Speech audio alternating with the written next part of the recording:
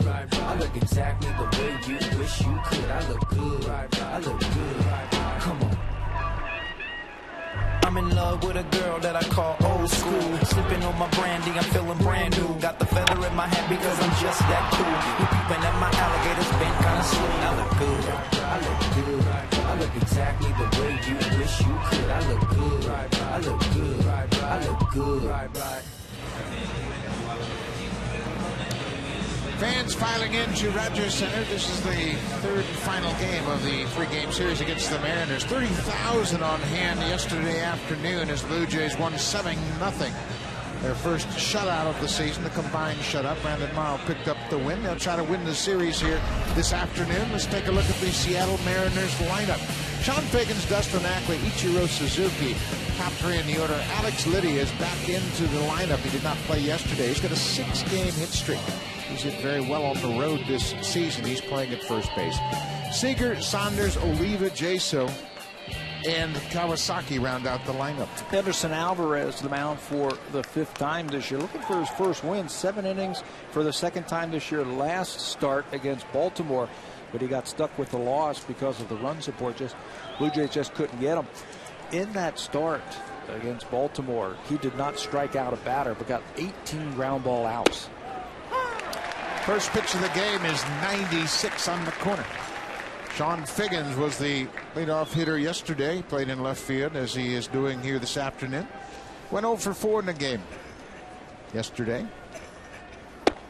I was watching Henderson Alvarez warm up, and he got a little bit more juice on his fastball than he did his last start.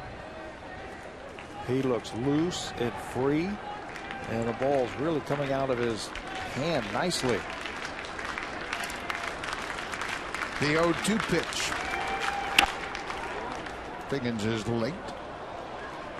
Alvarez been remarkable in his development, the way he has come on. He made 10 starts a year ago. This is his 5th start. This is just his 15th big league start. He just turned 22 earlier this month. Boy, what a future he has. Another 0-2 pitch to Figgins. Foul back. Jeff Mathis is making his 5th start behind the plate, giving J.P. Arancibia the day off. Mathis is a defensive wizard. Does a great job of calling games and keeping his pitcher engaged, and he really moves well around behind the plate. He certainly knows this Seattle Mariner team. Coming from the Los Angeles Angels, they would play the Mariners 18 times, so he knows all about this team, how to set them up, where to get them out.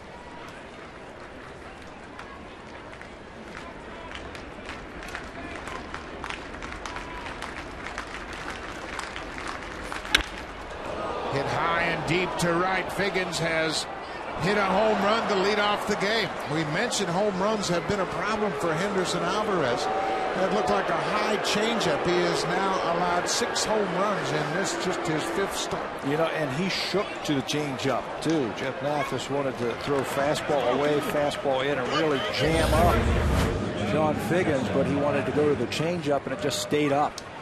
How many times have we said that so far early in the season, where the Jays have made one mistake and they have pounded on them?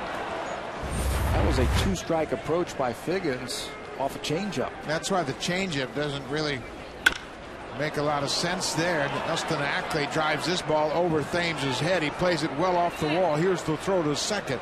Not in time. Back-to-back extra base hits to start the game for Seattle. He's going to have to get it together right here and forget about the home run, and now forget about this. Another pitch that is up and away. You got to live a little bit down in the strike zone. With that great movement, Thames has a shot at it. It's just a little bit offline. Second double of the series for Dustin Ackley. He's at second base for Ichiro Suzuki. Suzuki had a pair of hits in the game yesterday afternoon. Went 2 for 4.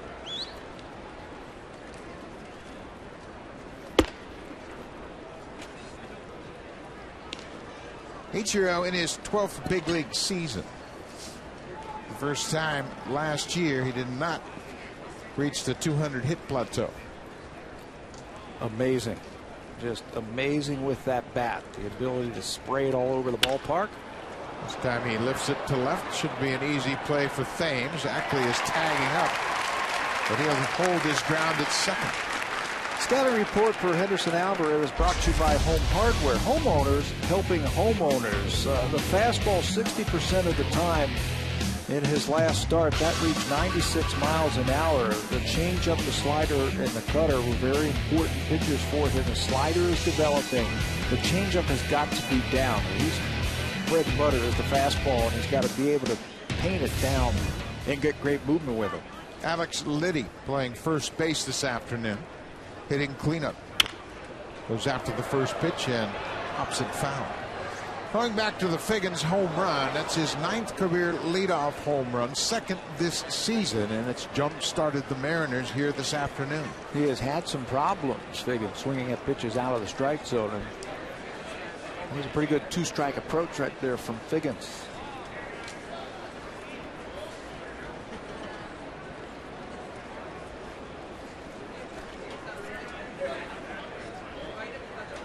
Oh, 1 to Liddy.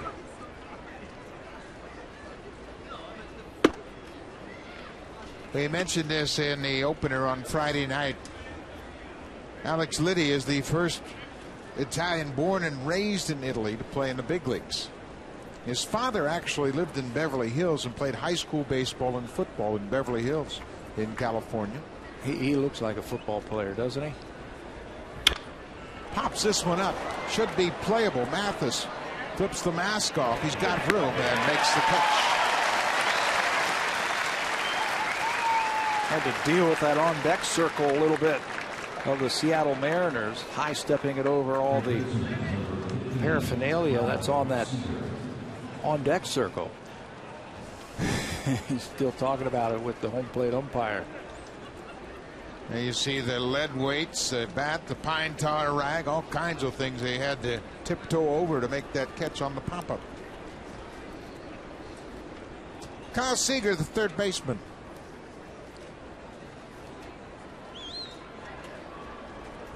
Seager had a couple of hits in the game yesterday. He hit his 6th double in that ballgame, part of a 2-hit day, and he now has 19 doubles in his first 70 big league games. Uses the whole field and hits a lot of balls into the gaps. Very impressive. He pulled his double to right center field yesterday, but he has that ability to go foul line to foul line. Ball on a strike to the Mariners' third baseman. One thing we have seen in his career early on is that Henderson Alvarez does not get rattled. Even giving up the leadoff home run, he is right back into the good part of the strike zone. Had a little trouble in his last start against Baltimore. It took him 18 pitches to get through the first inning, and then cruised all the way through the 7th inning, finding his feel. That first inning out there important.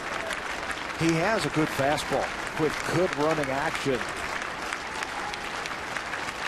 1-2, 2 outs. Flared into left field. Thames on the run. He'll get there and make the catch. Good running catch by Eric Thames. That ends the first, but the Seattle Mariners have jumped out early.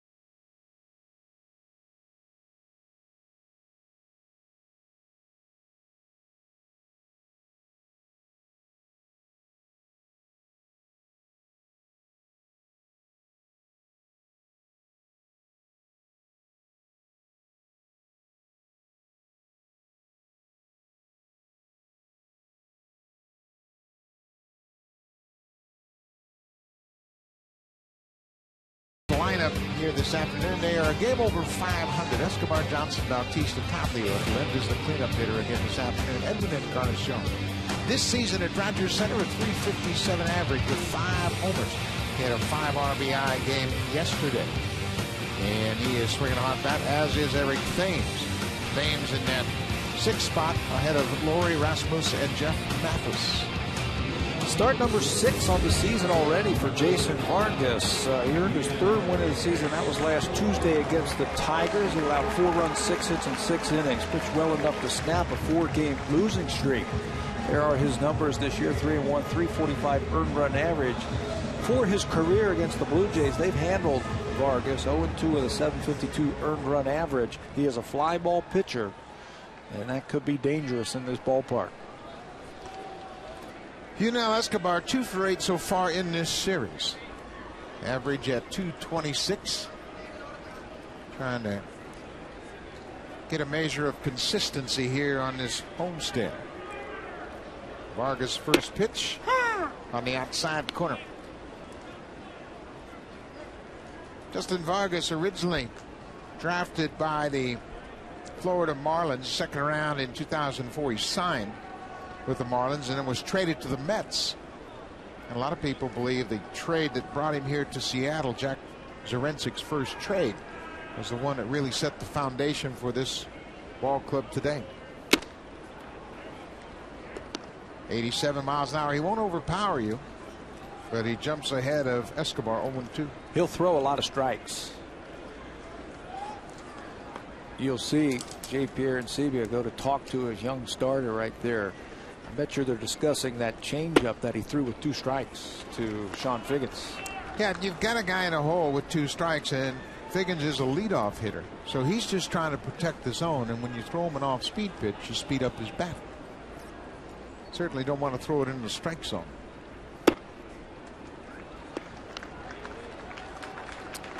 But as with so many starters, Henderson Alvarez has had problems in the 1st inning. 4 earned runs in 5 starts. And it's just a matter of getting into the flow of the game. Off the end of the bat. Kawasaki makes the throw to first. Escobar is retired. Got a report for Jason Vargas, the left-hander. You mentioned the fastball. Get up to low 90s type of fastball. He's got a tight slider that he gets left-handed batters out with. Curveball and a good changeup that sinks. He'll add and subtract velocity with that fastball, keep hitters off balance.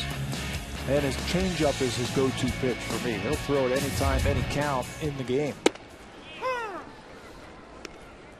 Kelly Johnson has had 3 hits in the first 2 games of this series.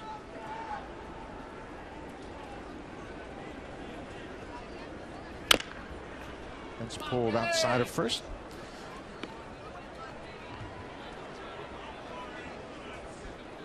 J. Pierre and Sebia finished up a long conversation with Henderson Alvarez, and this is all about the learning process. We mentioned this is Alvarez's 15th big league start. Dealing with a lot of things he's never dealt with before, including a strong 9-man lineup every time he goes to the mound. His stuff is good. You could see it when he was warming up. He's got a very good sinking fastball this afternoon. And Jeff Mathis behind the plate, I think, recognized that early too. He was calling for it a lot in the 1st inning.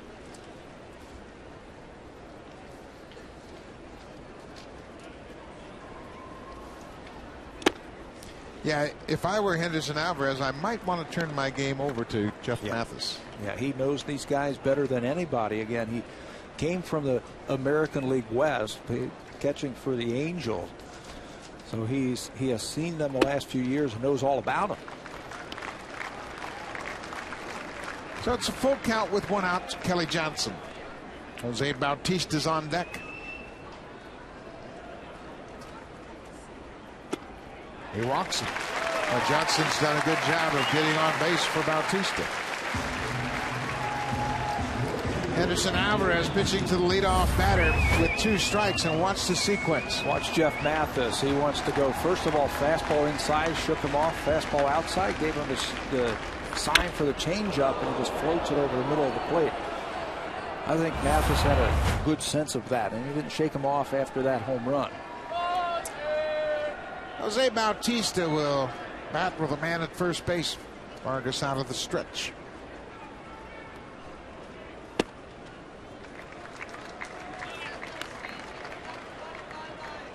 Bautista just 1 for 7 head-to-head against Vargas, but that one hit left the ballpark. It's getting close. Getting that front foot down just a little bit earlier. He's hit the ball hard a couple of times. He's taken some good swings the last couple of days. He's had pitches to hit. I think a lot of the problems recently over the last 10 games, he's just missed some pitches. And you're right, I think it's a timing issue. Yep. Kevin Millwood threw him a fastball his first time up. He popped it up.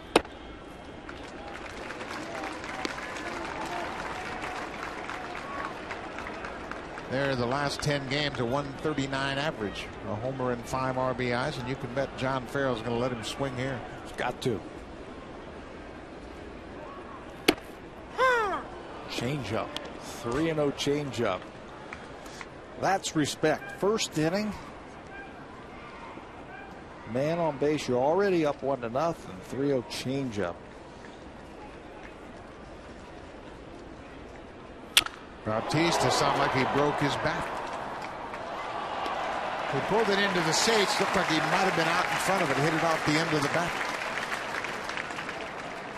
It's one thing that we have noticed from pitchers pitching to Jose over the last year or so. A lot more changeups, breaking balls away, and then that one time he does get that fastball in the inner half to try to speed his bat up.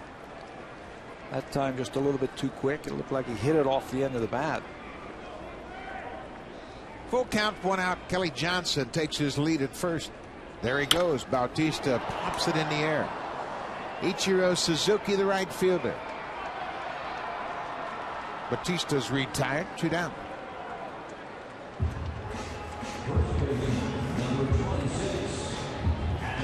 So Adam Lind will try to pick up Jose Bautista. Lind has had a good series so far, 3 for 8 against Seattle. He had hits in each of his first 2 at-bats in yesterday's game. Single to right and hit a double to left that drove in a run.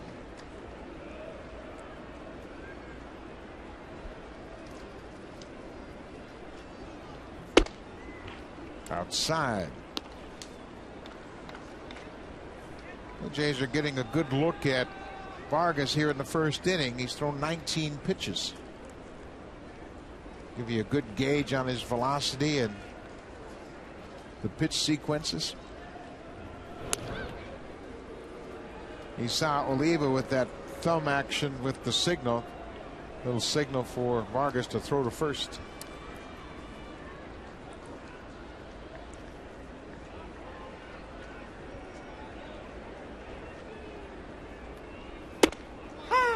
There's a strike. It's 1-1 Adam Lind. Lind's batting .235. Has a homer and 7 RBIs.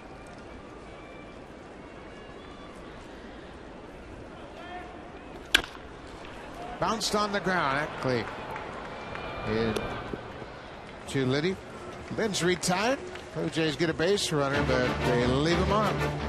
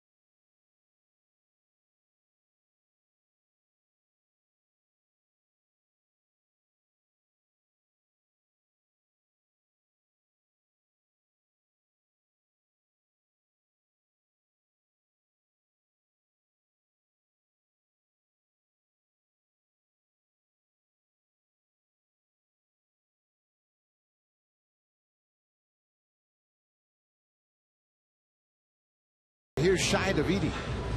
One area that Henderson Alvarez has made great strides in this year is with his slider, and the Blue Jays have Felix Hernandez in part to thank for that. Last season in Seattle, they had a nice conversation in the outfield, and one of the things they talked about was the grip that Hernandez uses on his slider. Alvarez was looking for a breaking pitch at the time, so he began employing it, and the Blue Jays refined it this year, trying to get him to throw it in the 86 to 88 mile per hour range. It's been an effective weapon so far for him, and it's going to help differentiate between his fastball and his changeup. Buck?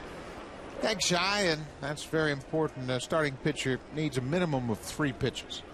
Alvarez got the great sinking fastball and a good changeup, and that slider's improving all the time. You know what's impressive about Alvarez? I mean, if you add up his ability to throw sinkers on the inside part of the plate and 2 seamers on the outside part of the plate, there's 2 pitches right there. He's also got a changeup, that's 3. The slider's 4. And if he 4-seams some pitches like he did against Baltimore, where he can climb the ladder a little bit or take you by surprise, you know, now you're talking other pitches. You know, now you're talking 5 different types of pitches. Just something to give the hitters a little something extra to think about. Michael Saunders. It's one up the middle into center field. Saunders is around first base. Rasmus is going to have to make a good throw. Here's the throw, the tag. But Escobar couldn't come up with the one-hop throw from Rasmus. Boy, you could see that unfolding as soon as Saunders saw it get through the infield. Rasmus as well. Colby got over to cut it off and made a strong throw to second. Yeah, Saunders a little bit slow coming out of the box when this ball is hit, but he saw that Rasmus had to go a long way to backhand the ball, and he's got to come up and make a perfect throw. He does it in between hop a little bit to Escobar, and that's a do-or-die play for an infielder. Try and pick that off the turf and then get it down. Brett Laurie will look Saunders back at second as he retires Olivo. First pitch swinging, Olivo grounds out to third. Saunders has to hold his ground at second. Any way you slice it, it would have been a heck of a play by Escobar if he could come up with that and make the play. Rasmus made a good throw, but it was a bit of a short hop. And it was kind of do or die, as you mentioned. And he tried to get that short hop, but just kicked off the heel of his glove. John Jaso. He's the DH here this afternoon. Jaso has appeared in both games as a pinch hitter. On Friday night, he had a pinch hit single in the 9th inning, drove in a run. And here yesterday afternoon, he struck out against Francisco Cordero. I like the definition, if you will, that Eric Wedge says about John Jaso. He says he's got a good heartbeat, meaning he's into the game. He doesn't get too wound up, under control, really cares. Wedgie watches those kind of things with his players, the character of their players. Ground ball is short. Escobar thought about third and takes the sure out at first. Jaso's retired. Last August, after Henderson Alvarez made his first start against the Mariners at Safeco Field, this meeting was set up with Felix Hernandez. And that's Luis Rivera talking to Felix Hernandez along with Henderson Alvarez. And there were some great exchanges here between the 2 pitchers. Talking about that breaking ball. If you don't hold it like this, you have a tendency to hurt your elbow, put a little bit more strain on your elbow. You get on the side of it. That's what it looked like. Felix Hernandez was talking to Alvarez. Stay on top of it. I think it's worked, and I know Alvarez was very excited to be there. One of the best pitchers in the game. He already has a Cy Young award. If you think this is Ichiro hitting, you're not far off. This Munenori Kawasaki, the shortstop, and he has copied Ichiro's batting style. So bunch him in the infield and play him the other way in the outfield, I guess. He's not quite as fast as Ichiro was when Ichiro first came to the big leagues, but he gets out of the box hitting from that left side. And there's a 4-pitch walk to the number 9 hitter.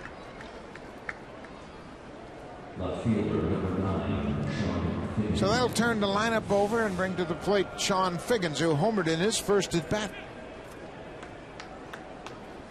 Be interesting to watch the pitch pattern to Figgins after he hit a 2-strike changeup out of the ballpark. I bet you he tries to jam him, tries to go in hard with his fastball, or go away with a good hard fastball. Either way, the outfield plays Figgins the other way. So you're doing him a favor by throwing him a changeup. There's that fastball, and he's about a day late. The outfield defense is shifted around toward left, not anticipating Figgins being able to pull the ball, and that's why that changeup even was more of a bad choice. You're going against your defense. Now they want to go in.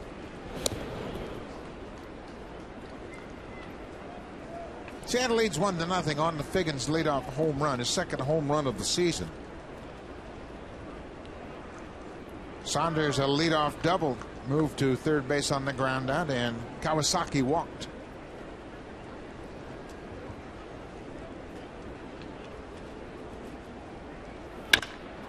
Fly ball left field. Thames is back. He'll get there and make the catch. That's pitching to your defense right there. Henderson Alvarez strands a leadoff double. When we come back, the red hot Edwin Encarnacion drove in 5 last night. Thames has had a good series. Brett Lowry, a hit streak.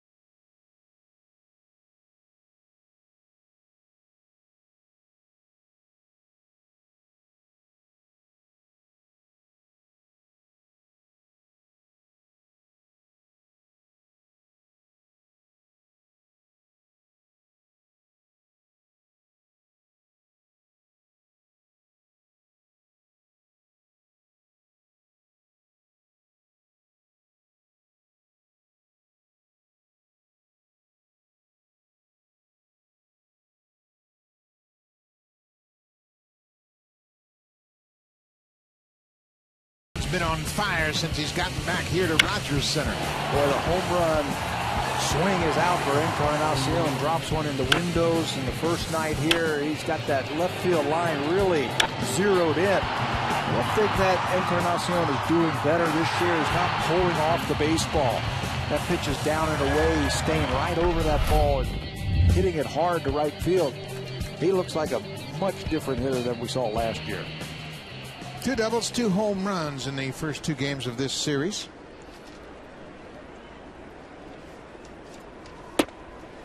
The one thing too, and we can see it, I guess as former players, you know when a guy is seeing the ball well. You don't see a lot of wasted motion at the plate. He's not chasing a lot of borderline pitches, and that's where Encarnacion has been. Boy, just how he's taking pitches. The bat is still in a position to swing it if he chooses so. Kudos to Edwin, who realized he needed to do something a little bit different to swing the bat with a little bit more authority. Felt that he was a little bit long and went back through the wintertime and worked on that swing that he now has. And 4-pitch walk. And give him anything close, and he'll take the leadoff walk. The all-new 2012 Honda CR-V. Yeah, it does that. Honda, the official vehicle of the Toronto Blue Jays.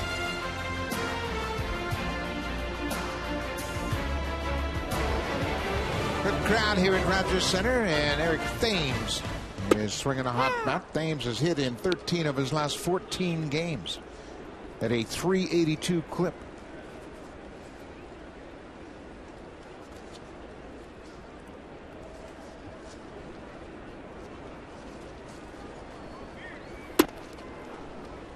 Takes that pitch inside. Thames holding his own against lefties. He's 3 for 10. And he's going to get the tough lefties off.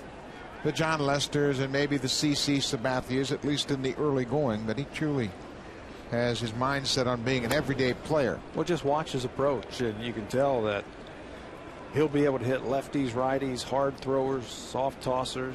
It's a short, compact, violent swing, but under control, if that makes sense. Violent yet under control. Oh, I think that makes a lot of sense. It's controlled aggression. Know what you want to hit, and when you make up your mind, you just unload on it. It's amazing what happens to you when you get a couple of hits. It just relaxes him. That home run he hit in Baltimore, I think, went a long way to helping him to relax at the plate. You can see there, not flailing at that borderline pitch outside. 3-1. He's got the count in his favor again. Curveball that he hit, home run, just relieved a lot of pressure. Now his at bat since that home run in Baltimore, he's more relaxed. He's seeing pitches a little bit better. He's hitting the ball hard. Takes a strike. It's 3-2. That home run he hit in Baltimore went to Utah Street beyond the fence in right. Just the 58th player to hit a ball onto Utah Street. A 410-foot home run. 3-2. Encarnacion not running. This ball is drilled toward left center, but Saunders got a good jump and he'll make the catch.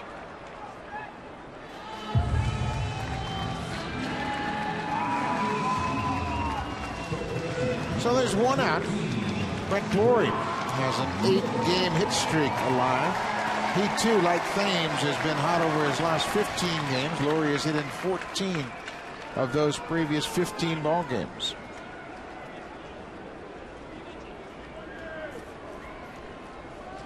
A couple of home runs and 11 driven in by Brett Lawrie.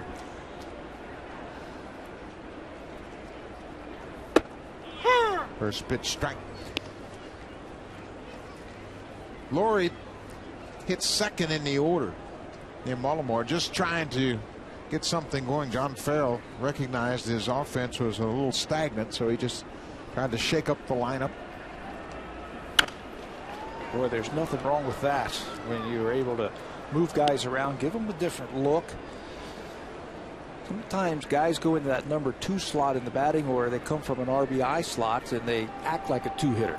They see more pitches. They try to hit the ball the other way. They travel the ball just a little bit deeper into the strike zone, and they become different hitters. Lawrie strikes out on an 0-2 changeup from Justin Vargas. Kobe Rasmus in his first full season here with the Blue Jays. He came here mid-year last year, and he has really become comfortable here with the Blue Jays. And he does this all the time, signing autographs before the game just to come out and let the fans know that he appreciates their support. That was about 45 minutes before first pitch this afternoon, getting some pictures.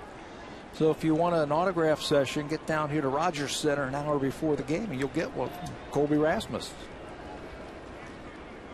Now there are 2 outs. Encarnacion had the leadoff walk. He's still at first. Rasmus 2 for 8 in this series, average at .227.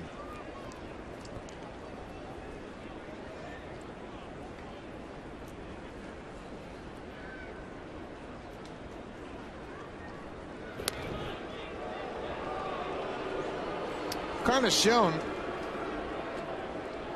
was caught stealing in the 6th last night. Tried to steal third. Looked like he might have beaten the tag, but he was called out. First time this year that he's been caught stealing. 3 for 4 now.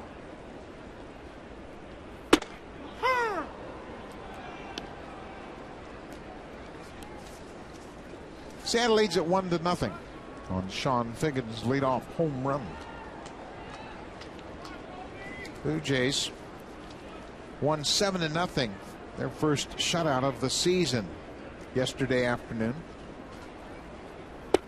Outside, it popped out of Olivo's glove, but not far enough for Encarnacion to advance.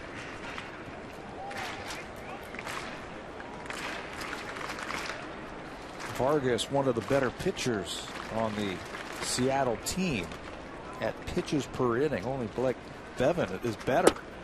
So this is a little unusual for him to throw so many pitches early in the game. Yeah, the Blue Jays have done a pretty good job. He's already up to 37 pitches. It's almost 20 pitches an inning, and that's unusual for Vargas. The American League average is 17 pitches per inning. He's under that at 16.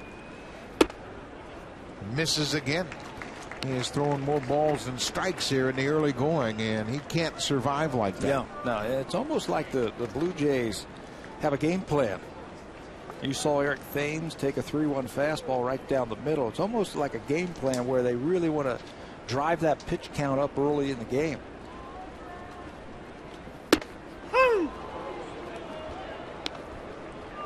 Looks like they're looking off-speed pitches because they've taken some fastballs when the count is in their favor.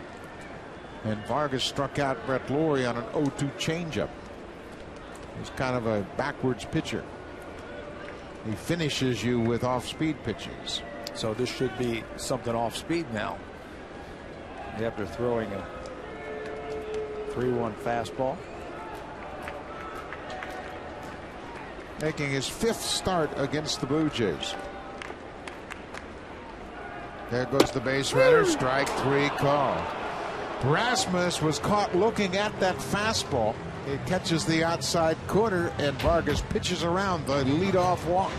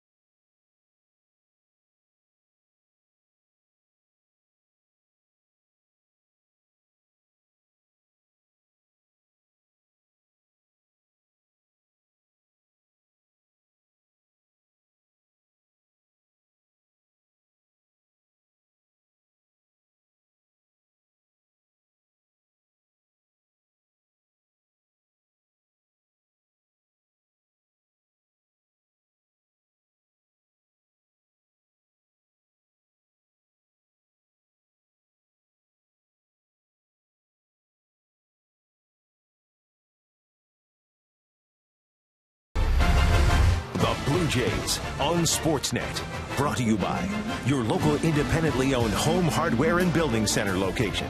Homeowners helping homeowners. Rogers Center, the great indoor ballpark today. It's a little cool outside here in Toronto this afternoon. Dustin Ackley, the second baseman, doubled his first time up.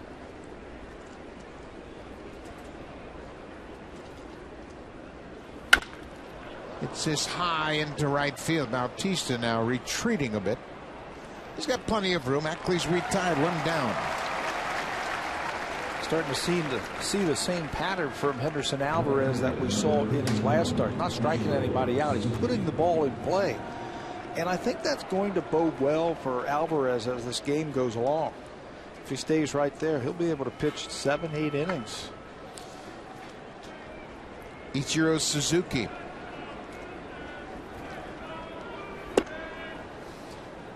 Well, that's the whole game plan. If you're a starting pitcher, the longer you stay in the ball game, the better chance you have that the club's going to score you some runs. It's a line drive to center. Rasmus reads it perfectly.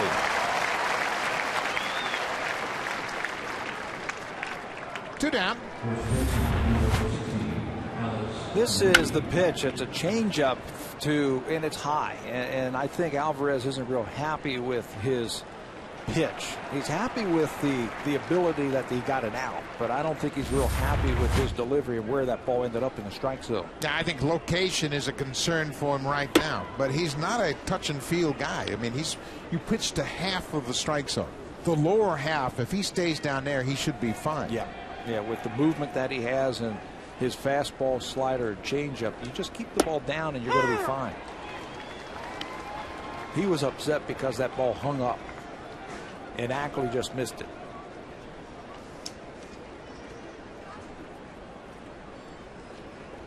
Alex Liddy, a 1-1 pitch from Alvarez. Big bouncing ball smothered by Escobar. Good inning for Henderson Alvarez. A 1-2-3 third inning on just 7 pitches.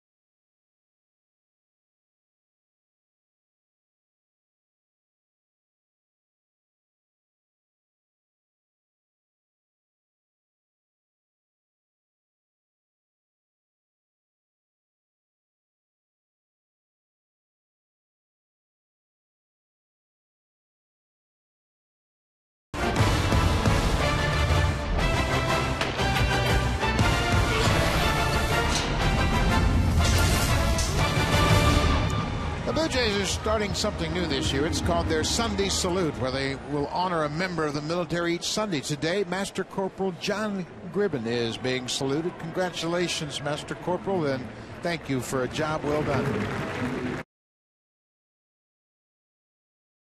Here at Rogers Center, they will honor the military, and Brian Butterfield, the third base coach, presented Master Corporal Gribben with the Blue Jays jersey. Jeff Mathis, the catcher, leads things on. That cued off the end of the bat. Ackley stayed on that ball. It had a lot of spin on it, and he is able to retire Mathis first out of the third. Change up. Boy, there's nothing more frustrating. You go up to lead off an inning, you guess fastball from a left-hander, and he throws you a change up and just messes up your at-bat. You and I were both right-handed hitters, and we've faced guys like this over the course of our career. They can be frustrating guys to bat against. At the end of the day, you go back and you've had a comfortable 0 for 4. Oh, are they comfortable? Every time you go up there, you think, I got him now. And then you walk back, so I'm getting him next time. How about when they start breaking your bat? That's not a good feeling.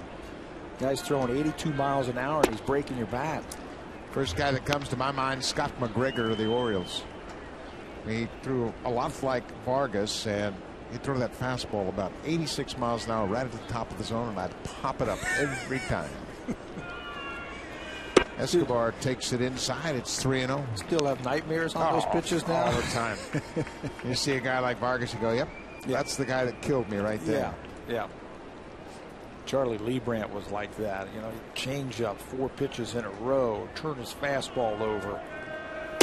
And then you say, okay, I got him now. And he cut that fastball in, and you've got wood left in your hand. That's just a handle. And you look into the on-deck circle, there's 3 guys battling to get to the plate.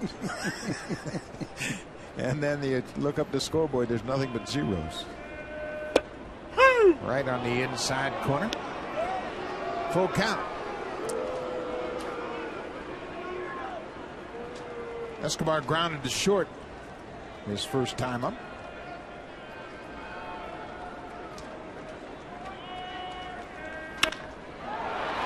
Fly ball to center field. Saunders is there.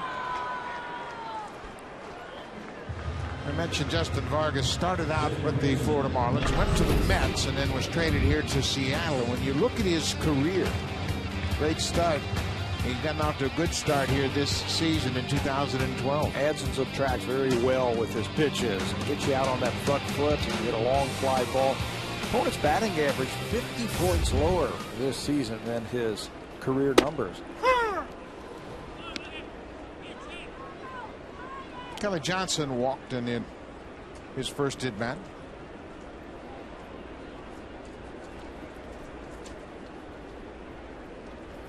I think Jason Vargas is a perfect complement to pitch behind Felix Hernandez. Some of the big hard throwers that they have. Then you throw that soft tossing lefty in there in that ballpark. He's going to win a lot of games for him. Yeah, guys will get up there, especially when he's pitching at home, and try to hit home runs every time, and they'll top it, and roll it, pop it up, and he's coming into his own now. He's 29 years old, and that's not unusual for a lefty to really figure it out a little later on in his career. Kind of like Jamie Moyer. The way Jamie Moyer figured things out. Baseball is full of lefties getting it in their late 20s. Moyer's probably the best example of pitchers, active pitchers.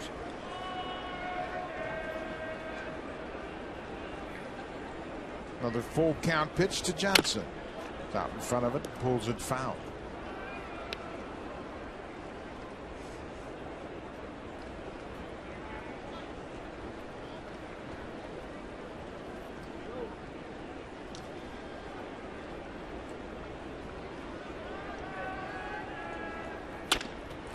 On the ground, Ackley with the backhand, rights himself and throws out Kelly Johnson.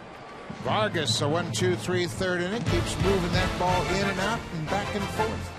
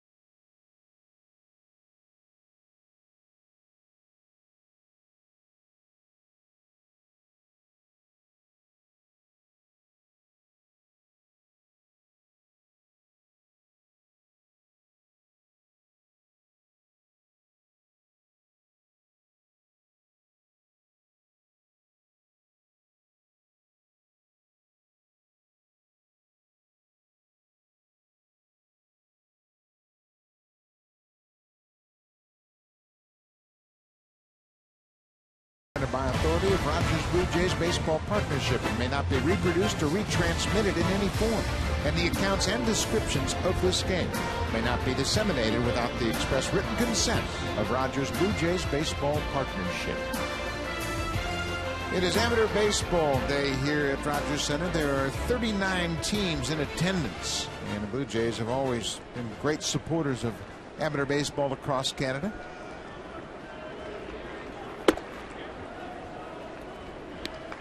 It's been great on the Jumbotron, if you will, in between innings. They're showing a lot of the Blue Jay players when they were in Little League. And Blue Jay players talking about their Little League time.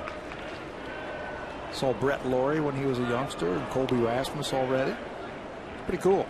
Colby Rasmus played in the Little League World Series. He represented the United States and lost in the finals against Japan. That was 1999. So there are a lot of similarities between these youngsters in the stands with their amateur teams here and the way the big league players have developed.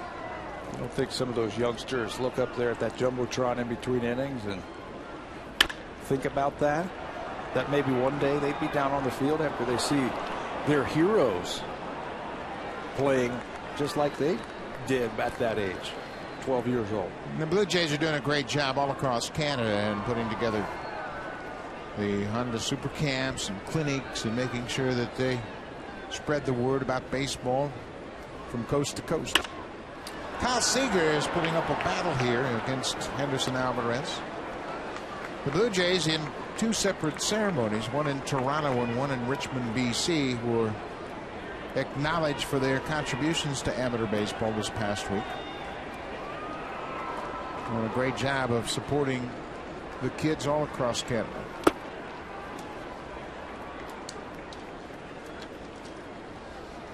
Top of the fourth inning, Seattle has a 1-0 lead.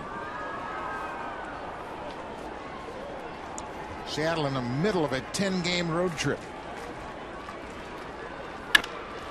This is lifted in the air to left.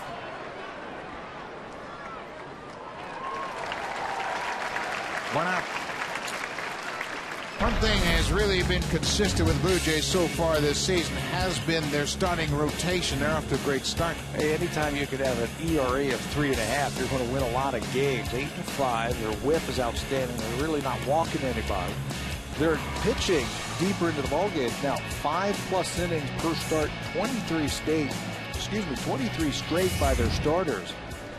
You're going to win a lot of games that way. If you consistently get that type of starting pitching, Jays are going to reel off one of those nice long winning streaks. Kyle Drabek will go to the mound to open up the Texas series tomorrow night against Yu Darvish of the Rangers. But the Blue Jays are currently 5th in the American League in ERA. And that's important. You've got to pitch well to contend. Young Drew Hutchison has made 2 starts in his brief young career. I think the consistency you pointed out, 23 straight games with 5 or more innings from the starters, saves the wear and tear on your bullpen. Plus it gives the starters the confidence and the feeling they can pitch late into a game. Adam Lynn, Henderson Alvarez right on the bag. Brandon Morrow won his 2nd game of the season, and one thing he did, he struck out 9. That's a season high for the Blue Jays, but he didn't walk a batter. That was the impressive part. He had a good breaking ball, especially early. When he needed to reach back for a little something more, he had it. And I have a little bit of a theory why he was dominant yesterday, the different type of pitcher. He used to pitch for the Mariners, and I think every time he's got a little something extra for his former team when he pitches against them. He's improved to 3-0 for his career against Seattle. Might have something there. Catcher Miguel Olivo with 2 outs.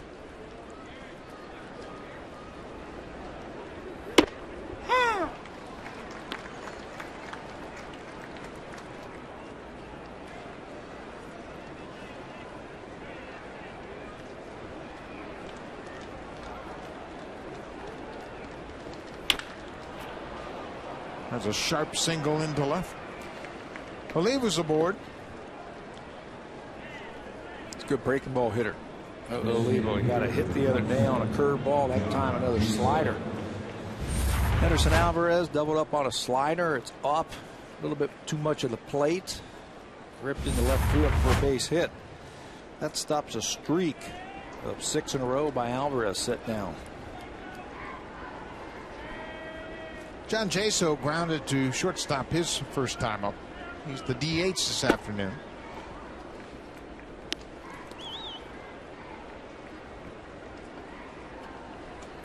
Jaso's in his first season with Seattle. He came through the Tampa Bay organization.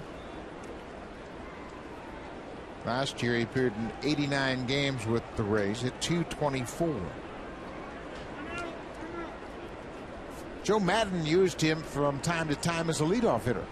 See a lot of pitches, put up very good at bats. He put up a good at bat here the other day to tie the game up on a soft single to center field, fighting off a couple of tough pitches. That's what Joe Madden loved about him. He'd have good at bats, not afraid to take a strike.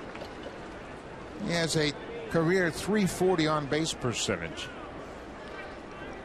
In 2010 it was .372, and he appeared in 109 games, had almost 400 at bats. Ball and a strike to Jaso. Olivo at first. Was late on that fastball. Alvarez has dialed it back a bit. First inning he was throwing 95-96, and now he's pitching at 92-93. Does he get more movement when he backs off a little? Yeah, he'll get more when he dials it back to 92 or 93 miles an hour. He doesn't have that extra oomph to it, but he's got more movement. There goes Olivo. Throw from Mathis.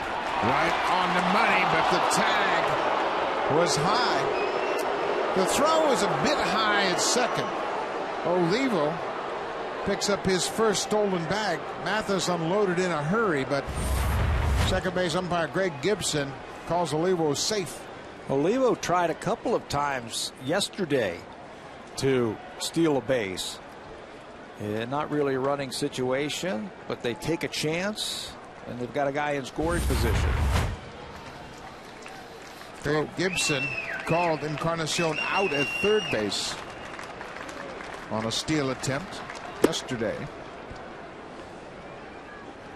Alvarez misses inside. Now it's a full count.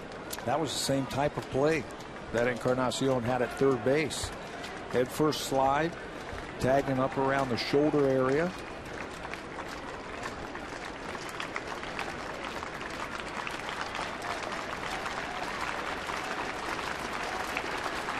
Three, two outs. Breaking ball. Jaso takes the walk.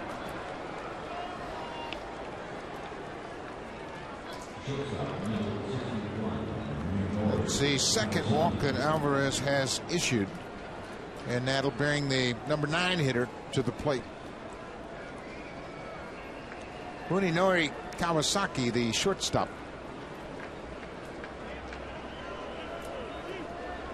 I saw Ichiro here on Friday night. First thing he said to me was, "Did you see my little brother?" Twin. His twin brother, his shadow. His mannerisms are just like Ichiro Suzuki. 2 outs. Slapped on the ground. Laurie waits for it. Fires across the diamond in plenty of time. Mariners strand a pair. Blue Jays still trying to figure out Jason Vargas. They've yet to come up with a hit. Bautista, Lind, and Encarnacion will try to come through.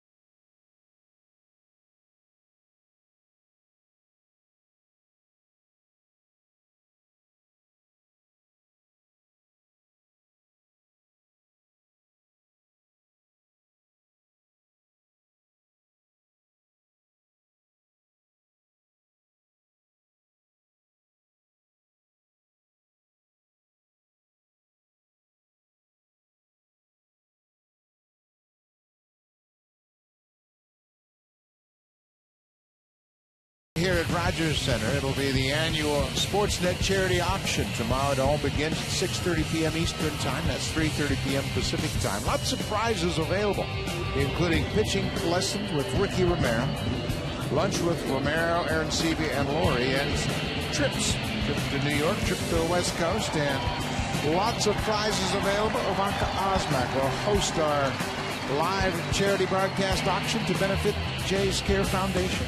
You know what the best thing on that list might be? Lunch with those guys. Arancibia, Laurie, and Romero. Very animated, very emotional. They'd love to talk baseball, and that would be a great prize to make a bid on. That'll be tomorrow night. Jose Bautista starts things off. Blue Jays looking for their first hit. Arancibia continuing to mentor young Henderson Alvarez.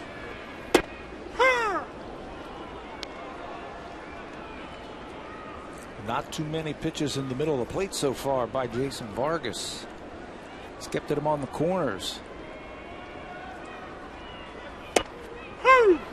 And then he changes speed. So not only do hitters have to worry about in and out, they've got to worry about front and back. Yeah, backwards and forwards, in and out, up and down. That ball is bounced in front of home plate. It's working really well with Miguel Oliva, the catcher. They're in a nice little pattern and rhythm this afternoon. Both these veterans, he has caught him before. They know exactly what they want to do with one of these hitters. A lot of a catcher's ability to work good hitters over doesn't necessarily happen before the game. It's the body language you see from your pitcher, how quickly he's working, what he feels good about. Bautista gets underneath it and pops it up. The catcher lets it fall.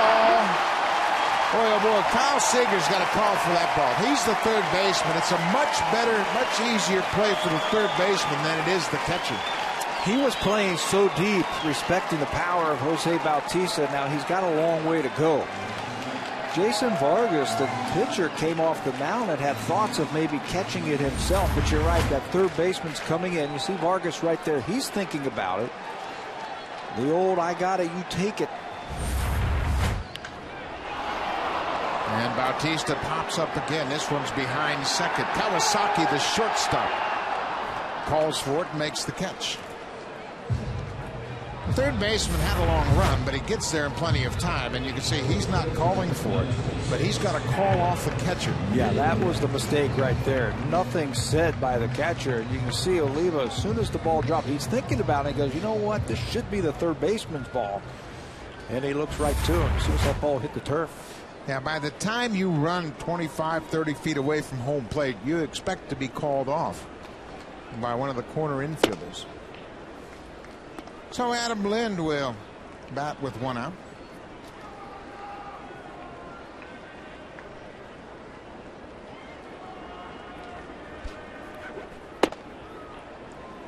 Two and 0.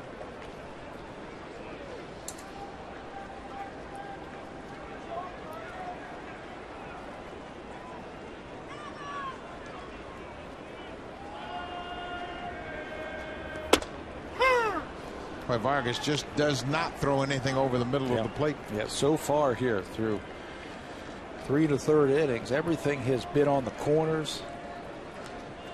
Now he's going to come inside. Bouncing ball, gloved by Liddy. Toss to Vargas. 2 outs. Let's check in with Jamie Campbell.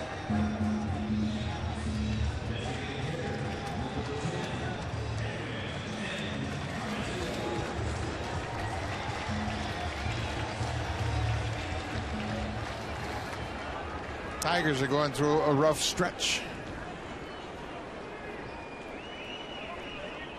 11-10. They're just 3-7 in their last 10 games. And there are big concerns about their starting pitching. Yeah. In spring training, it looked like, boy, they are deep.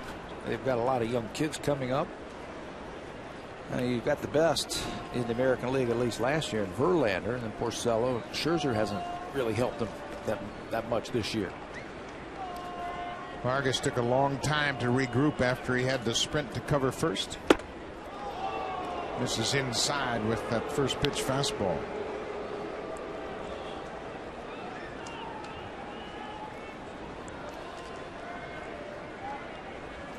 One nothing Seattle.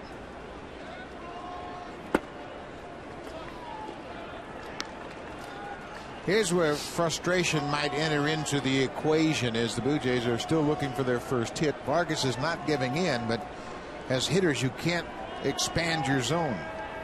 Yeah, you got to stay within your game plan and do what you do best and just wait for him to make a mistake, and when he does, you'll be ready. Vargas threw a 3-0 changeup to Bautista in his first at bat. He's at 3-0 now to Encarnacion.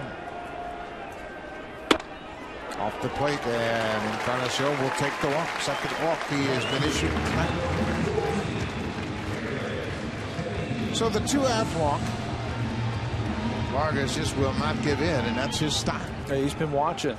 Encarnacion has been ripping the ball all over the ballpark. 4 extra base hits already in this series. He is not going to let him extend on him.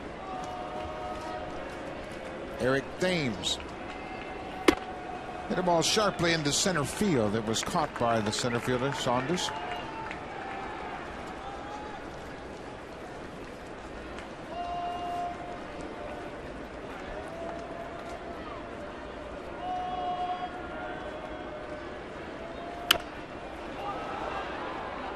.87 miles an hour, and it's still jammed Thames. Yeah, he was late too.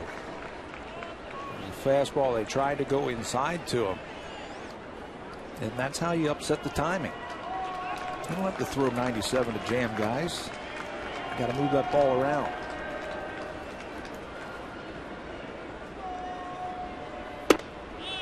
Just off the plate.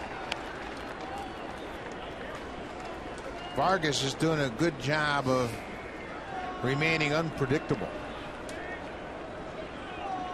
No patterns from Jason Vargas so far this afternoon. Figgins broke back. Now he's not going to get there, and then Encarnacion will stop at third. Sean Figgins broke back on the big swing off the bat of Eric Thames. That's the first Blue Jay hit. A misplayed fly ball in left. Ball up into that roof area, and Figgins thought that the ball was hit harder, but it sounded like he broke his bat. And when he broke bat, that was the problem.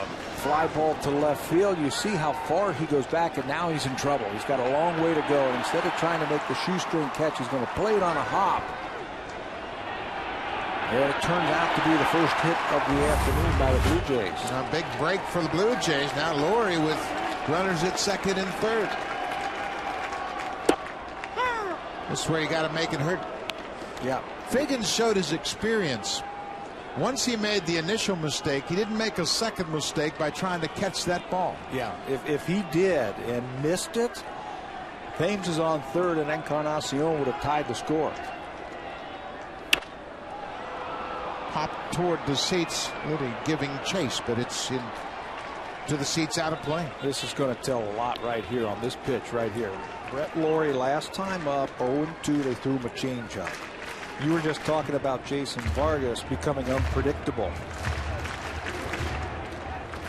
Laurie can file that away, but to be unpredictable, he might throw him something other than a changeup. It's the beauty. 0-2, 2 outs. Encarnacion at third, Thames at second.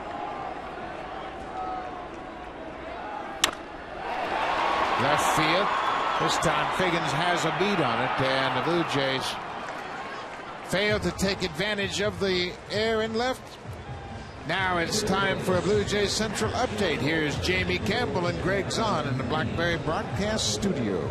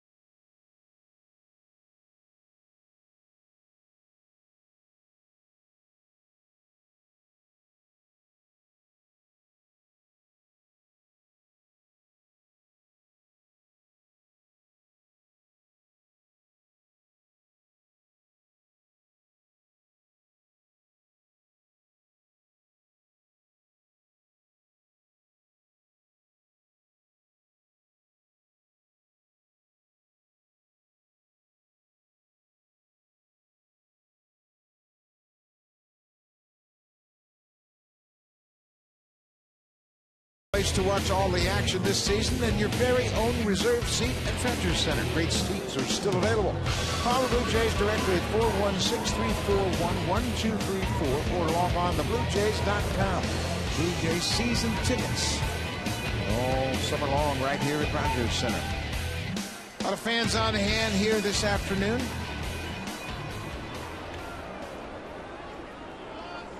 Sean Figgins, the leadoff batter, takes the first pitch strike. Figgins has provided the only run of the ball game. His leadoff home run against Alvarez in the first. His second leadoff home run of the season and his 9th career leadoff homer. This time he bounces it towards second.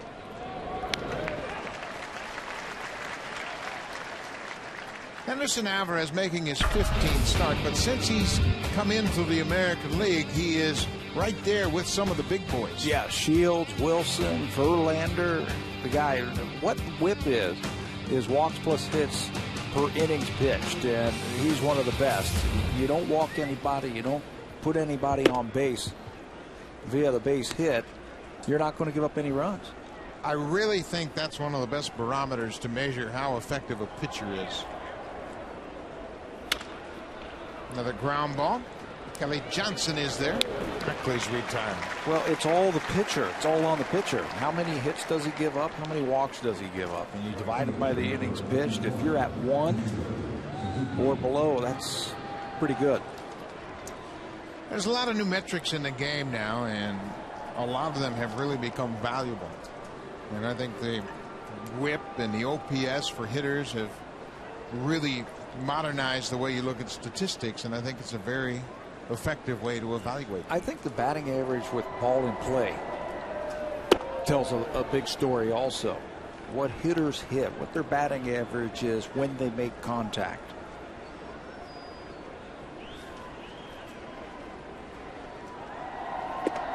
Ichiro Suzuki had a 2-hit game yesterday afternoon. He was shut out in 5 at-bats on Friday night. Kelly Johnson will make all 3 plays here in the 5th inning. 3 ground ball outs to second. Just 7 pitches.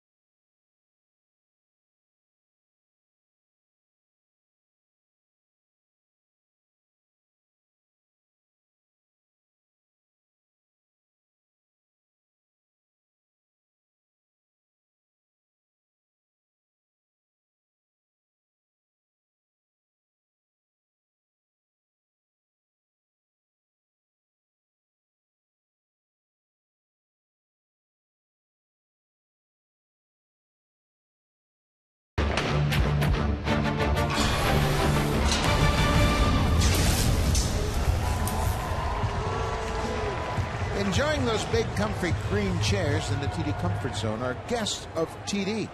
The TD Comfort Zone, courtesy of TD. Young fans, they're keeping their eye on Ace as he's sneaking back into the seats behind the green seats. Bobby Rasmus looks at a first pitch outside from Jason Vargas. Ace's job's almost as good as ours.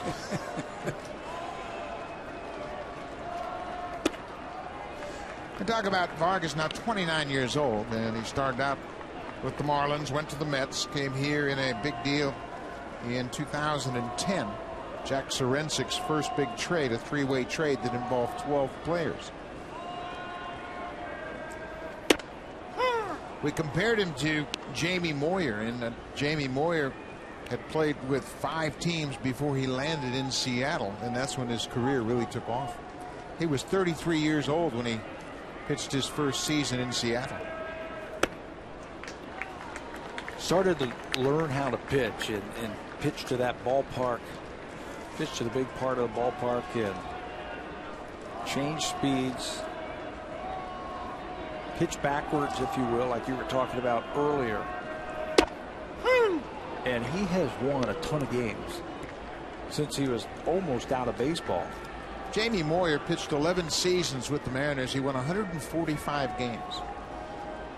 He was 145 and 87 in his time with Seattle. Then he went from Seattle to Philadelphia and had a good run with the Phillies, including postseason. And now he's with Colorado. Right before he went to Seattle, I remember he was pitching for the Red Sox in Boston. He said, that's when I figured out how to pitch. When I learned how to pitch, I think he was out of the bullpen. Colby Rasmus rips a single into center field. That's how the 5th inning starts.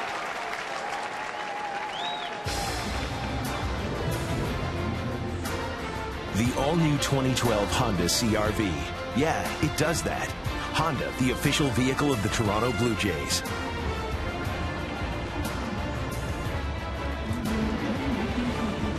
Lots of activities around Rogers Center. Blue Jays are active here in the 5th. Leadoff single by Colby Rasmus. Jeff Mathis took a long look down at Brian Butterfield before stepping into the batter's box. Blue Jays trail by a run. Mathis didn't tip his hand on that throw to first. Vargas trying to see if Mathis would have shortened up on the bat, showing bunt. Or if Colby Rasmus would flinch a little bit over at first base if they decide to put the hit and run on. Not bunting, inside.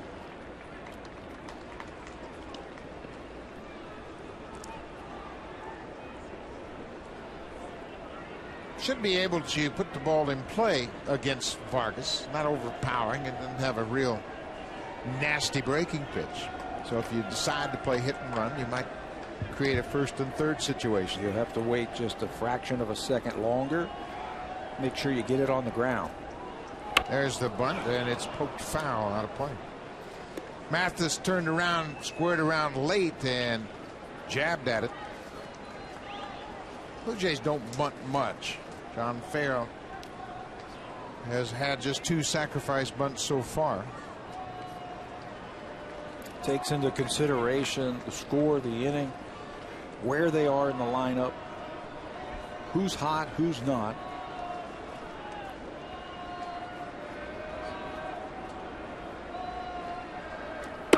Showing bunt again, and this time Mathis takes a strike.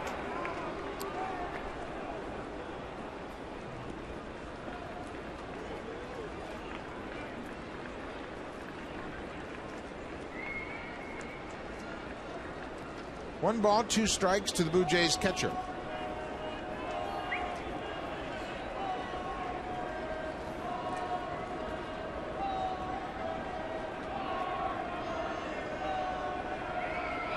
Now Vargas knows that this might be an opportunity for Rasmus to break for second. He has thrown his curveball. He has thrown his changeup. Blue Jays will take off on one of those off-speed pitches as the pitcher concentrates on that batter. Outside.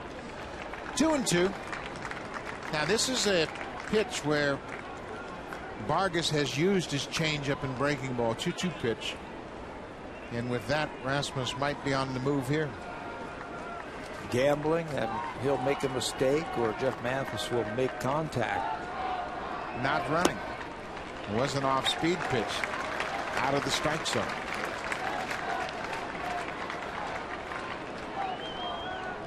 They think they're running here. I think it would be a good idea. He has a couple of strikeouts as far as Laurie and Rasmus back in the second inning, so you got to gamble that he's going to throw a strike, make contact. There goes Rasmus. He got a good jump, and Mathis fouls it back. Vargas did a pretty good job. He gave him that big turn, and that has been when he goes to first, but that time he was coming to the plate, and Rasmus read it well. Yeah, he wasn't biting on that at all. That was his pickoff move early in the sequence where he really had an exaggerated turn and threw to first. Well, Rasmus wasn't going. Mathis strikes out. Vargas used a very good slide step. Quick pitched him, and I think that caught everybody by surprise. The runner, Rasmus, and the batter. Watch this quick pitch. Fastball up and away. And when you're the runner at first base and they tell you to go, you've got to get a good jump. If you don't, there's no reason to run right into an out. Top of the order, Yunel Escobar. 0 for 2.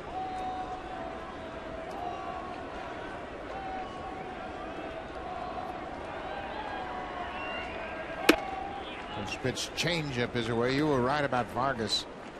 On that decisive pitch to Mathis, he came set very quickly, unloaded to the plate, and I think it caught Rasmus flat-footed. He couldn't run once that pitch was on its way to home. Thank goodness.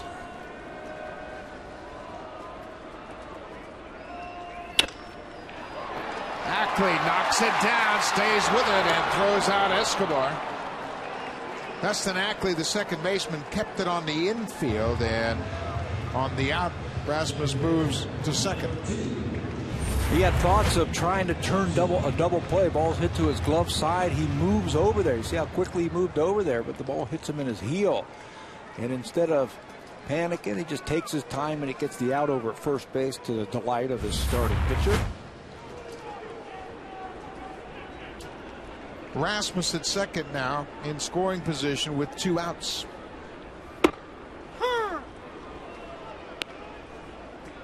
Boy, he has stayed away from the left-handers this afternoon and really painted on that outside corner to him.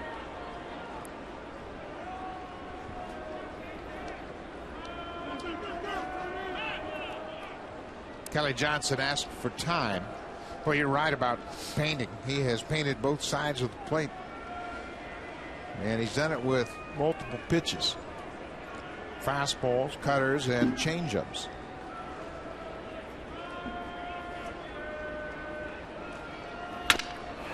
Fly ball to right field. That'll be down in front of Ichiro, and Rasmus got a good break with 2 outs. He scores easily. Kelly Johnson ties it up with a 2-out single to right.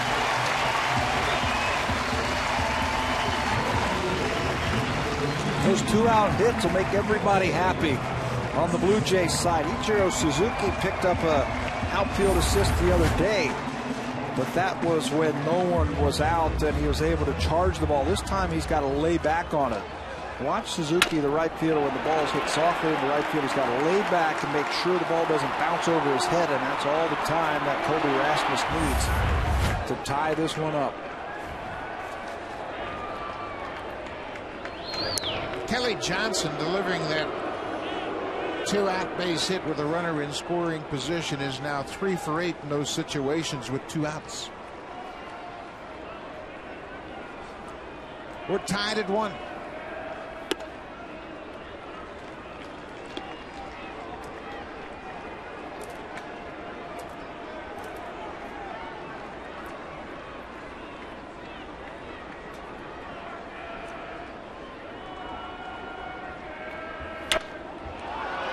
High fly ball down the left field line. Figgins in foul ground, reaches over the rail and comes out with the baseball.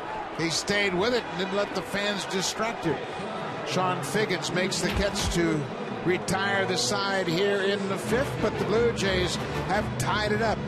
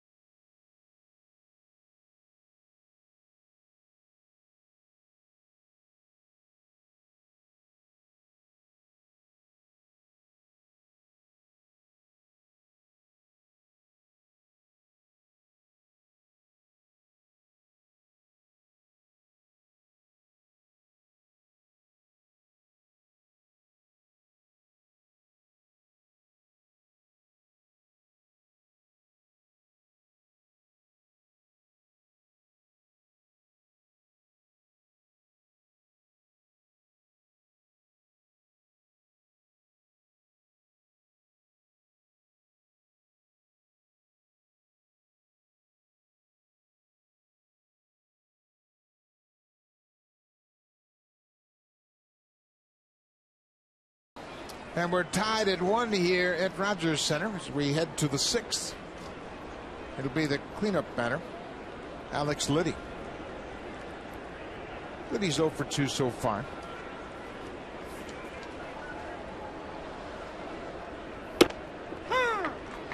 Henderson Alvarez has really settled in nicely.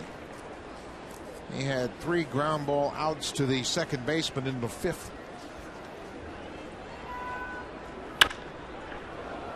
Liddy drives it into the seats down the right side. Typical Henderson Alvarez from what we have seen of him early in this year. Fashion. Struggled a bit in the first inning, giving up that home run and then a double. Gets out of it just like in his last start. Then he's had some innings where he threw 10 pitches, 9 pitches, 7. We're seeing that again here this afternoon. Last inning he just threw 5 or 7 pitches in the 5th. There's Felix Hernandez. We mentioned he had a conversation with Henderson Alvarez last August out in Seattle. They are both from the same town in Venezuela, Valencia, but they had not met prior to that meeting at the ballpark. I spoke to Hernandez about that on this trip, and he said, hey, he seems like a good young guy, and he was very attentive and listened to what I had to offer, and I was happy to do it.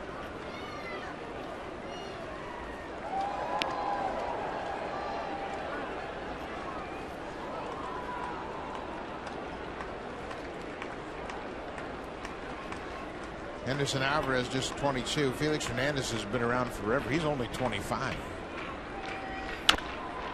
Seems like he's been around for 10 years, doesn't it? This is his 7th year. He's got 6 years of service in the big leagues. Wow. At the lowest ERA coming into this season since 2009, ahead of Weaver, Verlander, Herron, and C.J. Wilson. Ball is lifted to center off the bat of Alex Liddy. Rasmus has room, makes the catch. Speaking of young talent, let's take a look at the Blue Jays farm system. It's time for the farm report. And Jake Marisnick in Dunedin in the Florida State League is tearing it up his last 5 games. He's hit 500.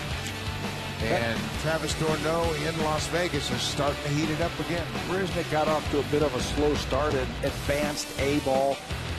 Put a little pressure on himself. He had some sessions with his batting coach, and they said, look, just go out there. Basically said, forget about all the mechanics and everything. See the ball and just hit it. And he's really taken off. He, too, is just 21 years old, like Drew Hutchison. Hutch pitched in that league last year, the Florida State League. Here he is in the big leagues. Marisnick is 6'4" and weighs 200 pounds, and he's hitting leadoff. Last year he had 37 stolen bases in the Midwest League. He's a real interesting outfielder. Kyle Seager makes a bid for a base hit. The dive, it goes off the glove of Eric Thames. He gets up and he has no play. That was a ball hit off the end of the bat. It was dying in front of Eric Thames. He dove for it, and Seager ends up with another double. Now 20 doubles in his first 71 big league games. A good break on the ball by Thames in left field. It looks like he has a shot to catch it, but it goes right off the tip of his glove. Comes in quickly, makes the attempt. So I like, be aggressive. Almost comes up with it.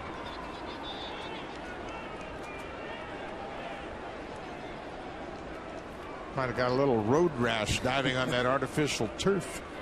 Michael Saunders now with Seager at second. 1 out. Tie ball game at 1-1. Seattle has now out hit the Blue Jays 5-3. And one of the Blue Jays hits was a fly ball that was misplayed by Sean Figgins. 3 of those 5 hits for extra bases for Seattle.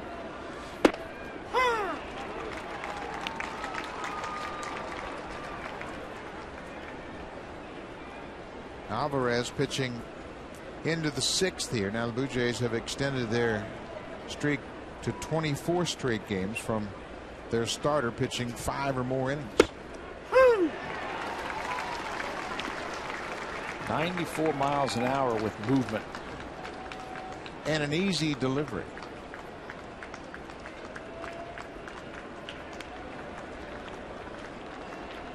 Ricky Romero and Omar Vizquel talking about what Alvarez can do. I think Romero knows that if Alvarez comes up with a little bigger breaking ball, he could really take off. 1-2 outside. That's the mystery of pitching, isn't it? Being able to learn new pitches, be able to develop. Ricky Romero is a great worker at his craft.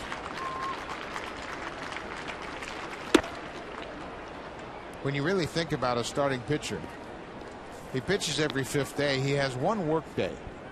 And if you don't really understand how to work at your trade, it's really going to be hard for you. But Romero gets the most out of his side session more than anybody else on this team.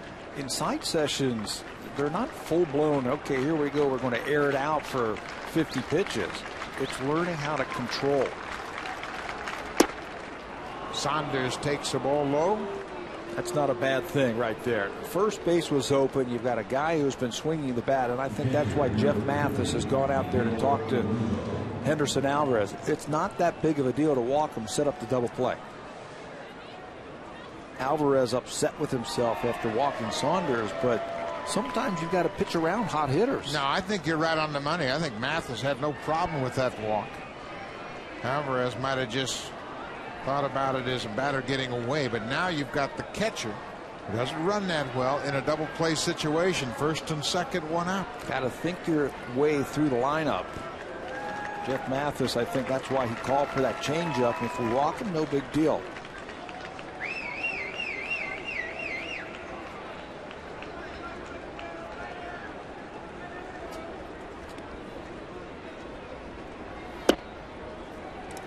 Fastball missed downstairs.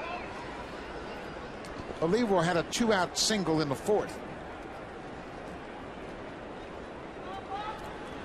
Seager with a 1-out double.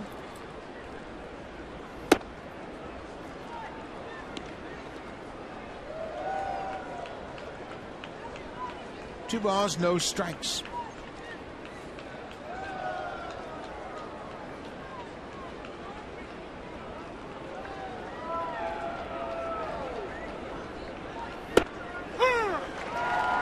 Two and one. You're going to get a lot of ground ball outs if you throw pitches just like we just saw. Well, you can bet the Blue Jays infielders are anxious to get a ground ball right here. They've been great turning double plays all year long. 2 and 1, 1 out. Great pitch down and away for a strike. Not much Olivo could do with that. See if he gets a little antsy and rolls over on one. Escobar, Johnson, double play depth in the middle of the diamond.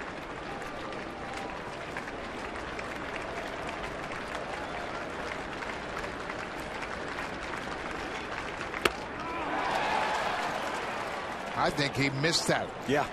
It was high, and Mathis may have gotten blocked out. It wasn't a foul tip at all. I just think Mathis went up to catch it and got blocked out, and it went off his glove. Half swing by Olivo. Thinks about it, stops, and you're right. He's out. The batter is out. Once he swings and misses, the umpire establishes that it is not a foul ball. Jeff Mathis does a good job of keeping that ball in front of him. 2 down now. John Jaso, the DH, goes after the first pitch and drives it to left. Thames turns around, and there he is making the catch. Henderson Alvarez kept his cool and leaves 2 more on in this 1-1 game.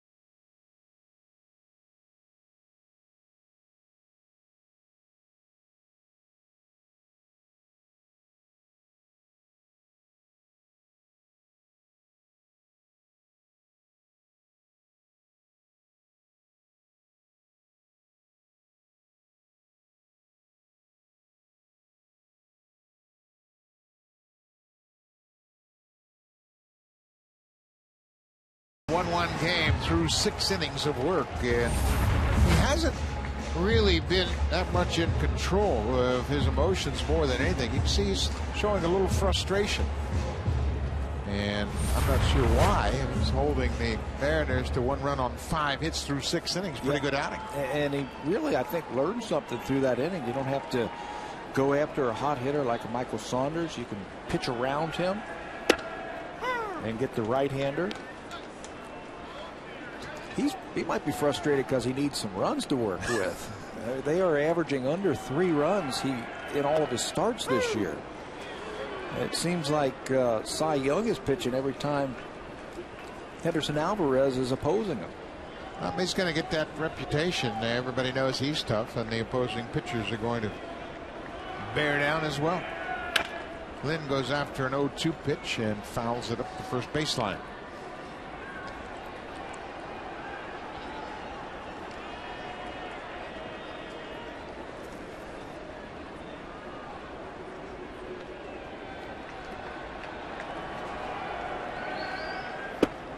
Just off the outside corner.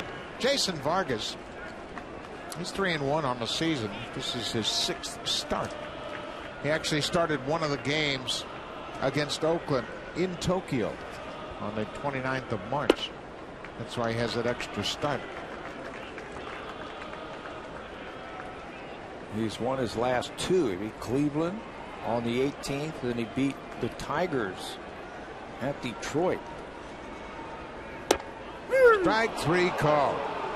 Boy, I tell you what, Jason Vargas has lived on the edge of the plate all afternoon. Especially to the left-handers. He has pitched Adam Lintuff, Kelly Johnson, Thames, Rasmus, and that's the little cut fastball right on the corner. Pick up his 4th strikeout of the afternoon, and right on that corner. Olivo didn't even have to move his glove. Vargas hasn't thrown anything to Encarnacion all afternoon. He's walked him twice. Pretty good strategy against red-hot Encarnacion. I think he has seen 9 pitches and 9 out of the strike zone. Here's the first one.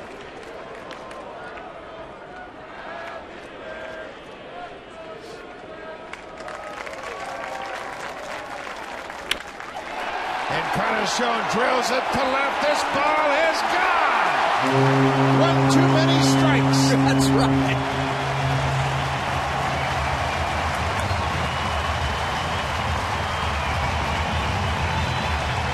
First time up, he walked him without a pitch close. Second time up, he walked him when Encarnacion, not one of the pitches were close. He falls behind him. Throws a fastball, and then 1-1. It looked like a changeup that was up. Something that was over the middle of the plate, and Encarnacion has become a very good off-speed hitter this year. Up over 300, and he does it again to left field. His 20th RBI of the season. His 7th home run here in the month of April. That ties the home run total he had in 2008 with Cincinnati. It's 7 home runs, drove in 15 with the Reds. His RBI high for the month of April came in 2006 when he drove in 24. But this is the best start he's gotten off to in a Blue Jays uniform. He looks relaxed at the plate. You made the comment the other day, and you're right on, that he is seeing the ball. Just his approach at the plate, you can just tell. You throw him the ball away, and he hits it to right field. You throw it up and in, he hits it to left. Thames, ground ball wide of third. Seager has it. Thames is retired.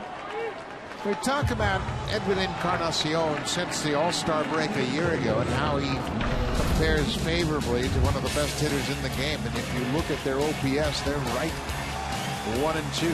And that's a great judge. The on-base plus your slugging percentage of the production that you'll get in the lineup. Encarnacion a little bit better. But Laurie pops it up. Second baseman Dustin Ackley is there. The Blue Jays get just 1 hit here in the 6th, but it's a big one. Edwin Encarnacion hasn't had much to hit here this afternoon, but when he got a pitch to hit, he drives it out of the ballpark. Home run number 7, 2-1 Jays.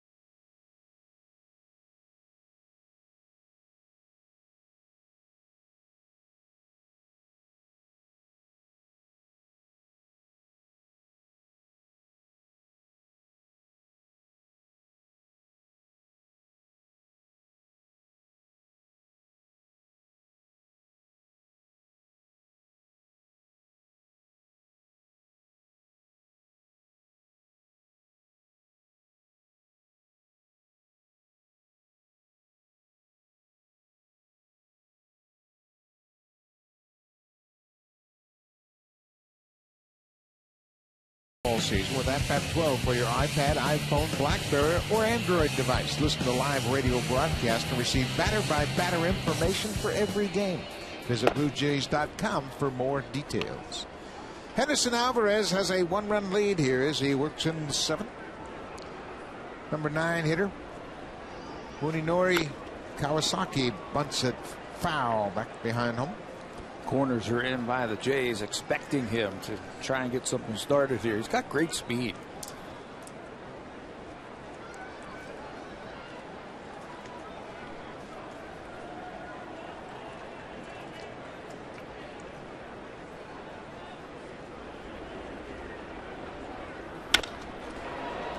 Base hit to left field for Kawasaki. That starts the 7th. Let's check in with Jamie Campbell.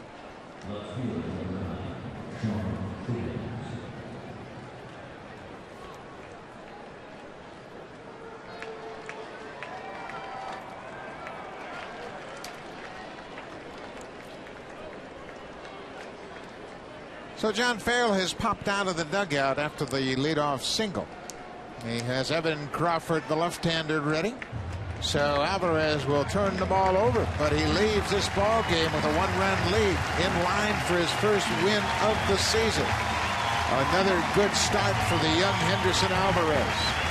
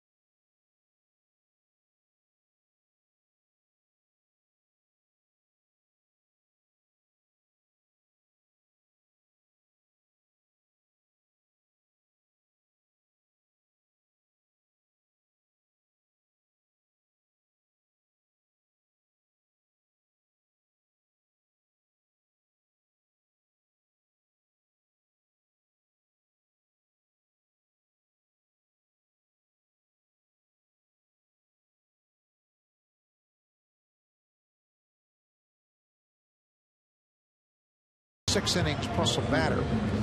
And he leaves with the lead at 2-1. He held the Mariners to 1 run on 6 hits. And Sean Figgins, the only damage, a leadoff home run. And after that, he shut down the Mariners very effectively. Now he'll look for Evan Crawford to protect this 1-run lead. Crawford last worked, that was 4 days ago, when the team was in Baltimore, threw an inning, gave up a hit and a strikeout. It's got some power behind his fastball. A couple different types of breaking balls, a curveball and a slider. Another reason why you bring the left-hander in also. You turn Figgins around. Ackley and Suzuki are lefties, but it also helps to shut down the running game with a left-handed pitcher on the mound. Kawasaki has a big lead at first, not running. There's the bunt by Figgins. Crawford comes after it, and he'll go to first. Figgins is retired. He executes the sac bunt.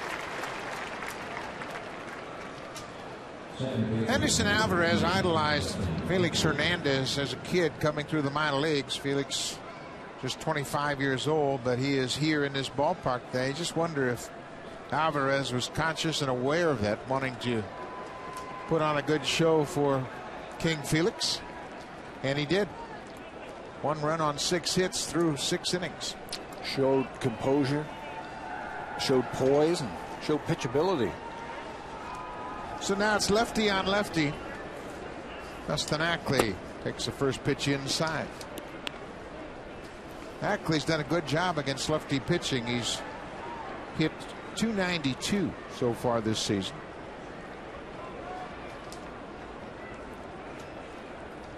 Interesting splits. He's hit just .238 against right-handed pitching.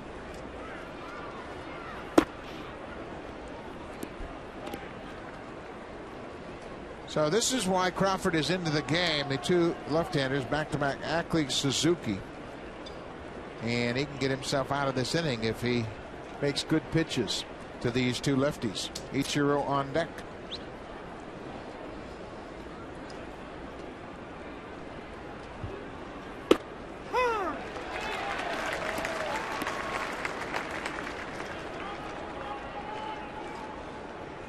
Crawford can spin a breaking ball, and I was talking with John Farrell about him, and it feels like since his move to the bullpen, his pitches will play up.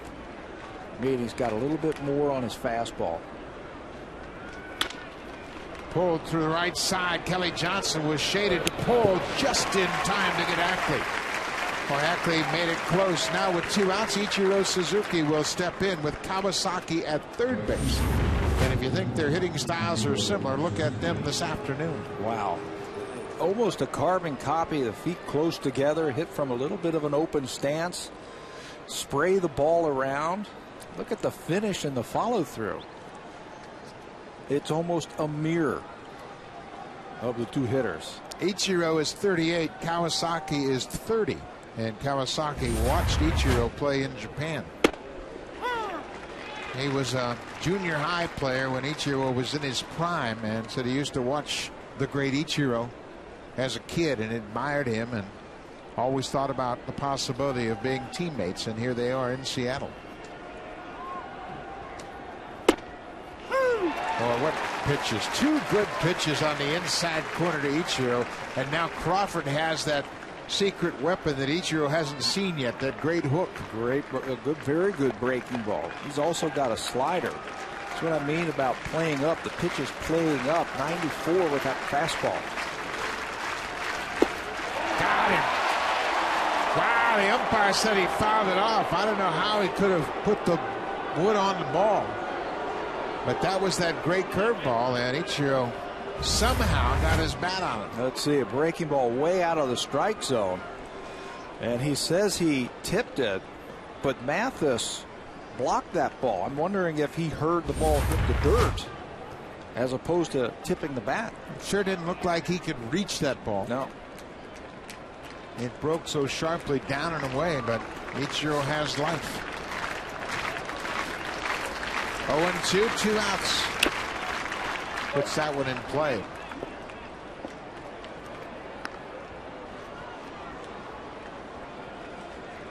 Ichiro now has seen the breaking ball twice. It might not be a bad idea to pump that fastball by him, just as he did to start this at bat. They have really pounded him in the last couple of years. Ball's on the inner half.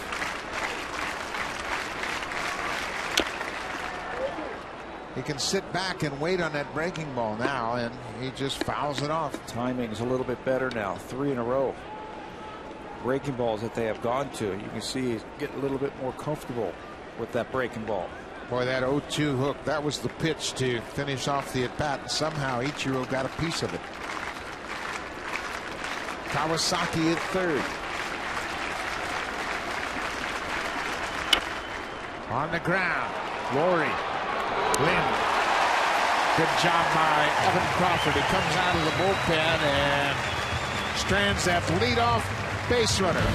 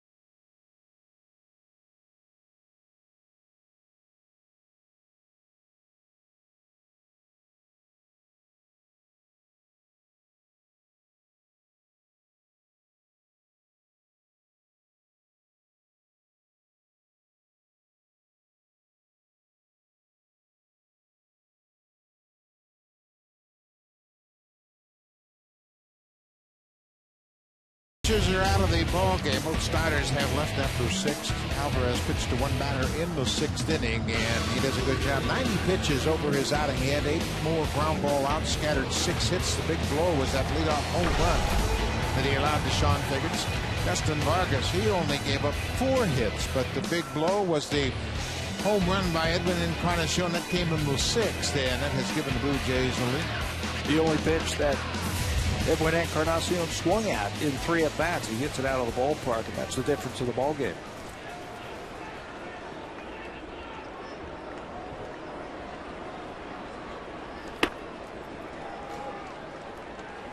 Steve Delabar is the new pitcher into the ball game. We saw him here on Friday night. He's worked in 11 games prior to this appearance here this afternoon. Delabar made his big league debut last year, got into 6 games. He's got a good arm, as you can see, 94 miles an hour last year, 1-1 with a 257 earned run average. He was out of baseball for a couple of years. Was actually teaching junior high, substitute teaching, while his arm mended from surgery, and he's come back. Got a good arm and a good splitter. How much of a challenge is it for the Blue Jay hitters to adjust to Delabar after facing Vargas for 6 innings? This is looking like it's about 120 miles an hour after facing Vargas. Not that Vargas throws slow, but he uses his changeup and his breaking ball so well. Rasmus lines it, and it's caught by Ackley just before it hits the turf. Delabar is more of bringing the heat from out of the bullpen. Once again, we have seen how finesse and command of the strike zone can be very effective, as Vargas had that one mistake he made. He left a changeup up to Encarnacion, and he knocked it out of the ballpark. One out, Jeff Mathis. Mathis got the start this afternoon, giving J.P. and Seavey the day off. It's his 5th start of the season.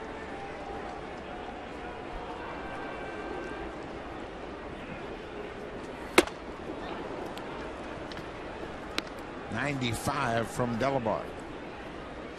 Spent 8 years in the minor leagues and again battled injury.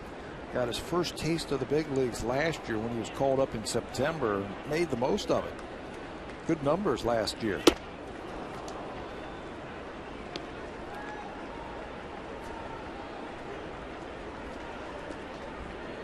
Mathis in a hole, a ball and 2 strikes.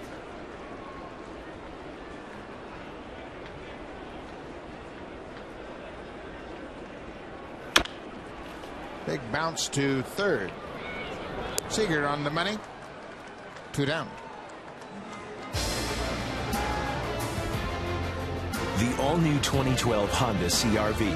Yeah, it does that. Honda, the official vehicle of the Toronto Blue Jays.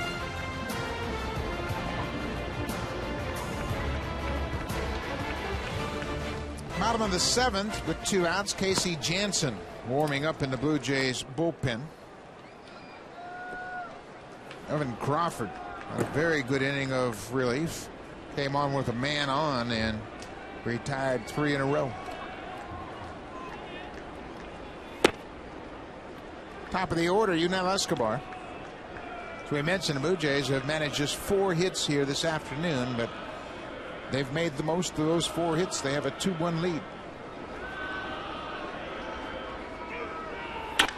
Escobar drives this ball toward the wall in left center, and it's off the top. Escobar is headed for second base, and he'll get there standing up with a 2-out double. His 3rd double of the season. And he came so close from knocking that ball out of the ballpark. I told you Delabar's got a good fastball, 95 miles an hour. This one's right down the middle. They wanted it away, and Escobar pounces on it to the left field, right off the top of the wall. And there. It's extra bases. Just the 5th hit of the afternoon by the Blue Jays. That's a good sign when Escobar is hitting the ball like that. Line drive to the top of the wall in left center. Kelly Johnson had an RBI single in the 5th. That tied the score at 1-1.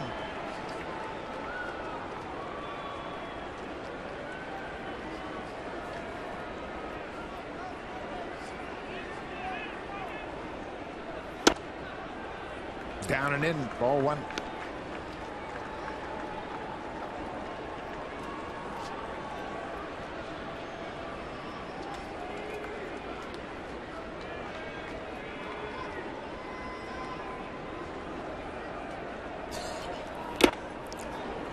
Foul tip into the glove of the catcher.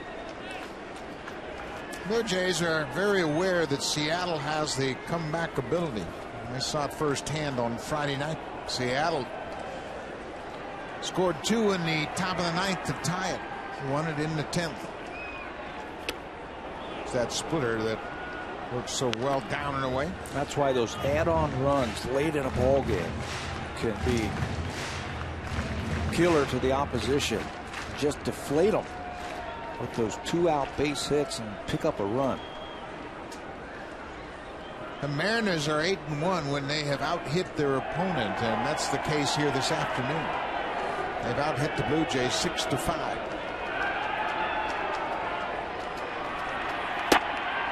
Inside 2-2. Jose Bautista is on deck.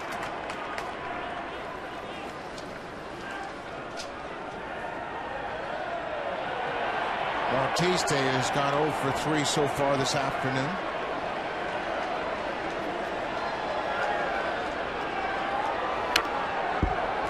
Piece of that ball down and away and stays alive. Pretty good. 89 miles an hour to split from Delabar. Got to be ready for that heater, and he drops that one on you. Ready for the fastball, and then he drops that split. Miguel Olivo out to talk to Steve Delabar as this is a big pitch in this inning, in this ball game. A 2-2 pitch to Kelly Johnson, who already has an RBI this afternoon.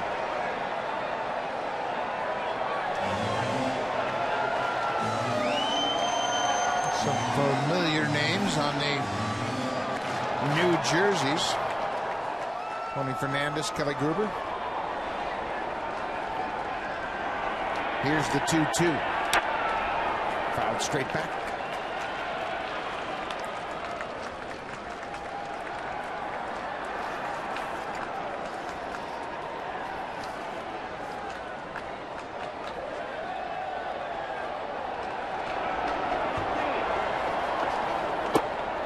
Full count.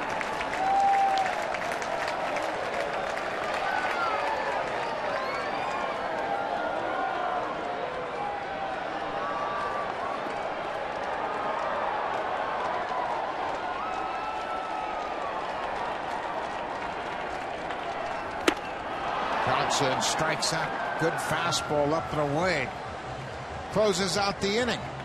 Steve Delabar leaves a runner in scoring position.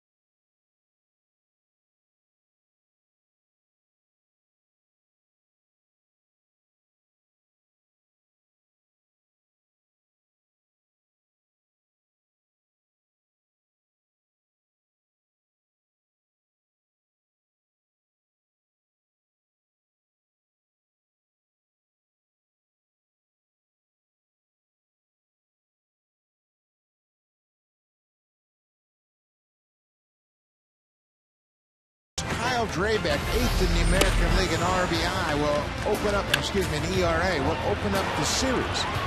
It all begins at 6:30 p.m. Eastern Time. That's 3:30 p.m. Pacific Time, right here on Sportsnet. And Drabek will be matched up against Yu Darvish, a Japanese free agent that signed with the Rangers. There you see Darvish off to a 3-0 start. Drabek has a better ERA than Yu Darvish. Neftali Felice, the converted reliever, now starting, will go up against Drew Hutchison in the second game of the series. And then on Wednesday afternoon, note that's a 12:37 start. Matt Harrison, the left-hander, against Ricky Romero. They both have 3 wins already. Very good pitching matchups throughout the 3 games. Should be a great measuring stick, I think, for the Blue Jays going up against Texas. They're 16-5 starting today. They lead the American League in hitting, pitching, second in defense. So it should be a fun series. Casey Janssen into the ball game now, the 8th inning man. Everybody moves up a notch with Sergio Santos on the disabled list. Casey Janssen now 9 games he has worked in. Alex Liddy hits one high and deep to center field. Rasmus right on the warning track. Liddy just missed it, but that's a long out to start the 8th. 1 down. If you're going to give up fly balls, keep it in the big part of the ballpark. Liddy just behind that one from Jansen. He's got to stay down. That's where Casey is good. He down, cuts his fastball onto the corners, mix in that curveball. Liddy just can't get to it. He's got to reach for it. Keeps it in the big part of the ballpark for out number 1. Kyle Seager. Seager has a double. Seager's 1 for 3. Had a pair of hits in yesterday's game. For the season, he now has 7 doubles.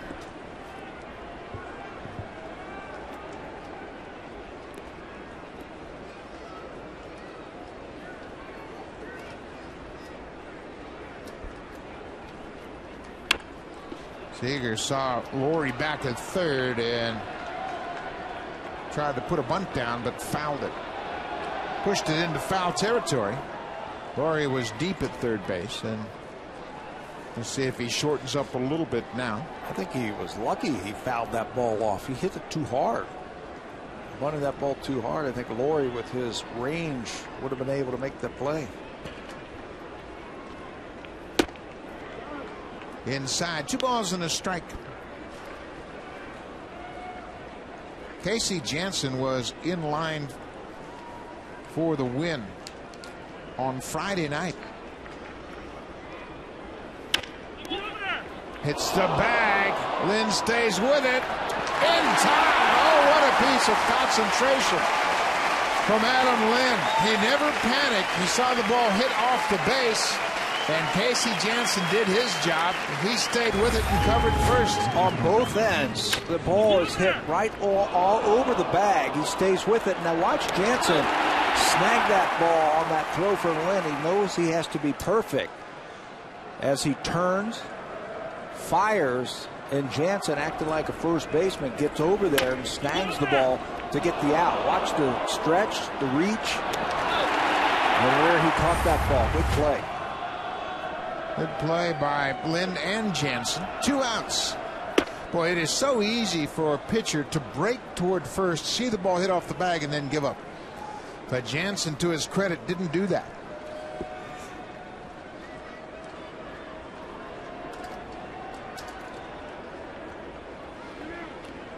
It looked like Janssen hollered to Lind as he gloved it and turned around. Hey, I got it. Like, here I am. Yeah, stay with it. Don't give up on that play. Just keep going after it.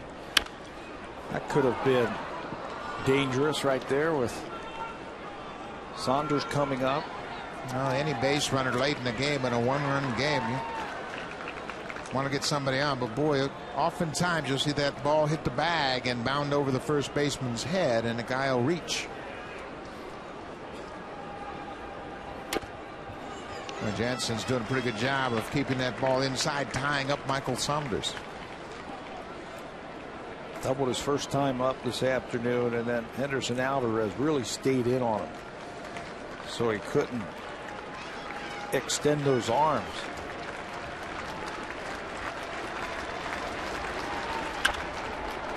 Popped in the air. Kelly Johnson, the second baseman, out, calls for it. Casey Janssen comes out of the bullpen. Just 9 pitches. Nice defense by Lyndon Janssen. Jose Bautista will start things off. Adam Lind, and then Edwin Encarnacion in his hot bat.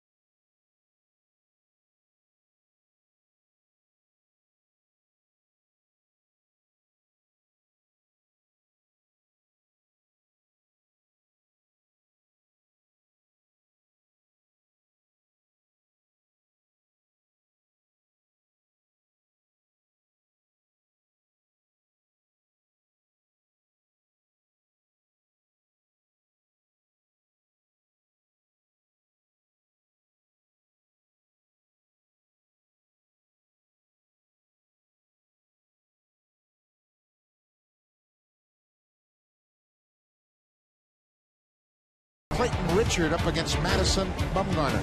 Bumgarner is 3-1 on the season, looking to go to 4-1. Padres and Giants up next right here on Sportsnet.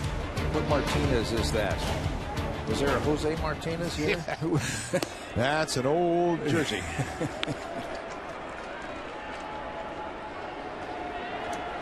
Amateur Baseball Day here at Rogers Center. 39 teams in attendance and a good turnout. 22,000 on hand. And Jose Bautista will lead the 8th.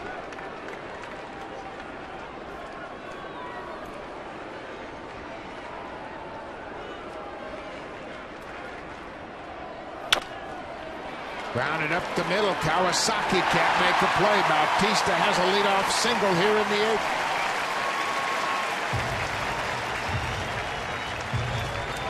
Whatever it takes. A bounding ball up the middle. to start a hot streak. Fastball away, and Jose takes it right back where it came from. That can get you off to a good start. Hit that last time up. Get you in a good place for tomorrow. Adam Lind has gone 0 for 3. He struck out his last time up. That was against Jason Vargas, the starter.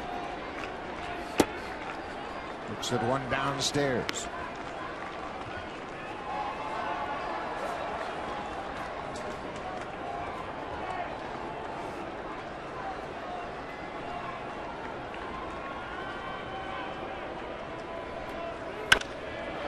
High fly ball to right field. Ichiro has room. Bautista's halfway, and Lynn's retired. Edwin Encarnacion had another perfect day at the plate. He homered in the 6th to give the Blue Jays a lead, and Jose Bautista and Edwin Encarnacion, at least in the early going, have flip-flopped. Well, someone's got to pick up in the middle of the lineup. They struggled a little bit to get out of the gate here. It's a long season, and for the Blue Jays, Encarnacion is picking up those RBIs, big RBIs. 20 of them already. His career high in the month of April was 24. That happened when he was with the Reds in Cincinnati. Bautista had such a great start to his season. He had 366 last April.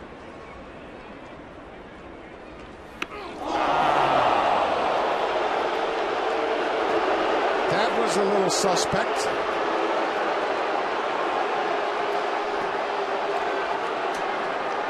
Encarnacion has homered in all 3 games here. And John Farrell is going to check on his big slugger, make sure he's okay. And home plate umpire Vic Carapazza has already issued a warning to both benches, and that's why Eric Wedge is going to come out, talk about it. He might want to make a change here, but both benches have been warned about retaliation. That's what I don't like about the warning rule. Let the players take care of it. So Delamar will leave after hitting Encarnacion. The left-hander Charlie Furbush will come on to face Eric Thames. Encarnacion has worn out the Mariners in this series. As we mentioned, he had homer and double in game 1. Here's the pitch from Delamar. Trying to come inside. There's the target, but that's up around his chest and hits him on the left arm. And you can see Vic Carapazza knew exactly there was some intent behind that pitch. Warned both ball clubs. You don't think Edwin Encarnacion is going to forget that next time they face the Mariners? Going to swing harder.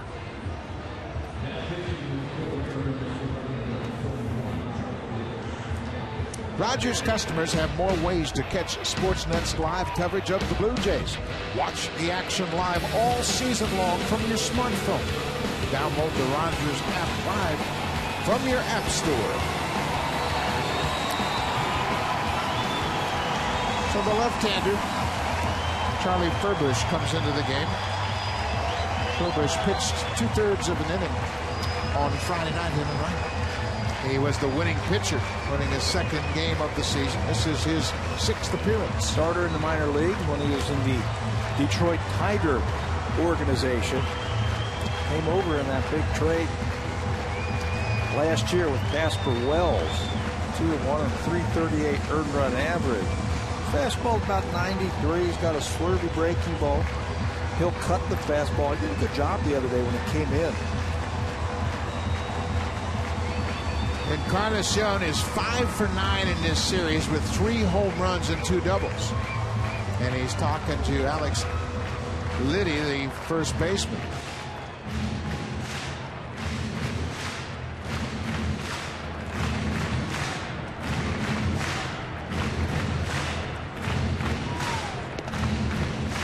That's the crew chief, Jerry Davis, down at first base talking to Torey Lovello. But You know, I mentioned the warning rule. After one guy is hit, they warn both teams, and the next guy gets hit.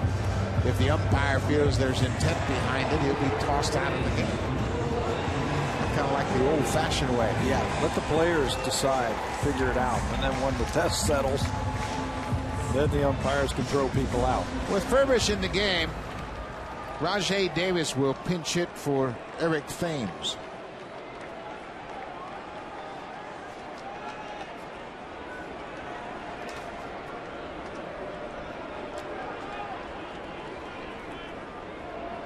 Davis is 0 for 1 as a pinch hitter. He's just 3 for 19 against lefty pitchers. 1 out, first and second. There go the runners. Bautista got a great jump, and he's in there easily. Jose Bautista with a huge steal of third, and right behind him, Edwin Encarnacion follows it up, double steal. How about that for a surprise? You fake a bunt at the plate. I'm sure Furbish wasn't thinking about the runners taking off on his first movement. But the Blue Jays have shown that they'll do the unexpected. They'll be aggressive on the bases. But now Bautista and Encarnacion move up, and that will load the bases. And now they will give the free pass to Rajay Davis. He'll be intentionally walked to load the bases and set up the double play. But you can bet that was a design play. Fake bunt and steal. And the Blue Jays, we talk about this all the time, they have literally practiced every situation imaginable. And they're prepared. And they're very well prepared. So when Butterfield flashes a sign, fake bunt, steal, nobody's caught off guard. Anticipate things like that. They'll have their meetings where they'll say, look, if Furbish comes in, we've got a 1-7 on him, meaning his time to home is very slow. We're going to steal. And executed perfectly by the base runners, and a chance to have an inning. Big inning if Brett Lawrie can come through with a big hit.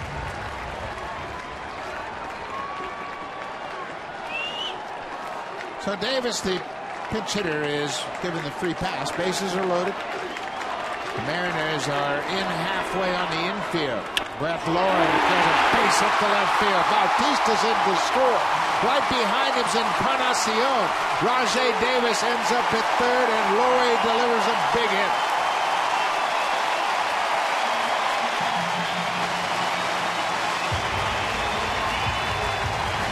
Not waiting around for anything.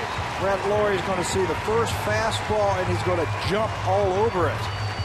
That's what you do when those situations arrive. The pressure's on the pitcher.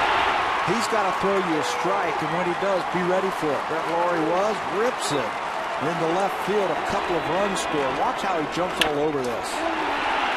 Doesn't wait for anything. Sees it and lets it fly.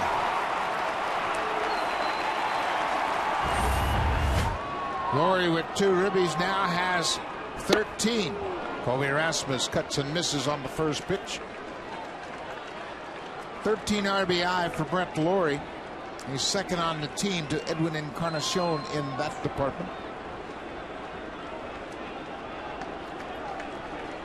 4-1 Jays. Infield is in. Davis at third, Lawrie at second.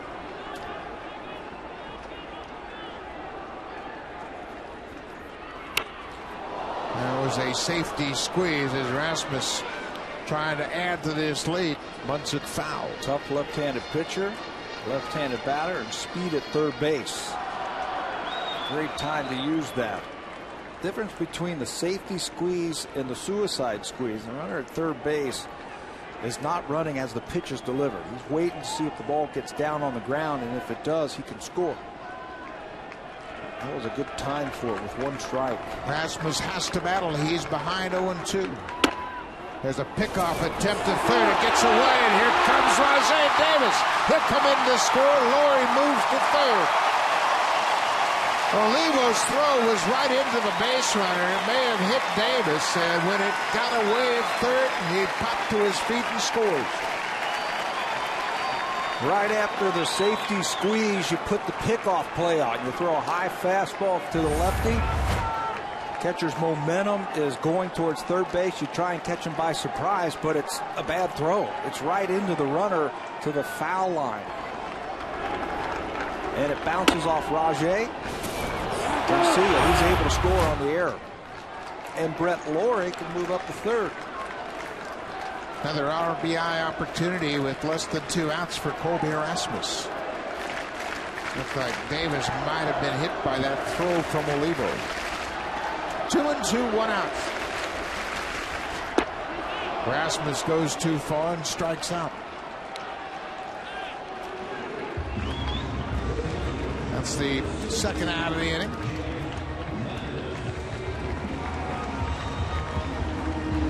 Hab Hudson, the assistant trainer, is attending to Rajay Davis as he dove back in on that pickoff play at third. Might have gotten hit by that ball.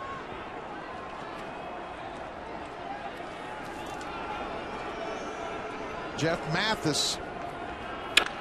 Long drive left field. You can forget about this one. Mathis, a 2-run homer.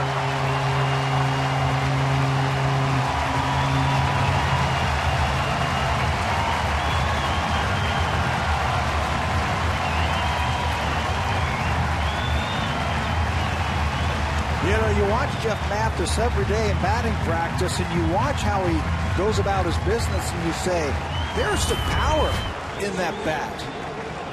Stays back on that first pitch fastball, and he brushes it. No doubt about it to left field. His second of the season.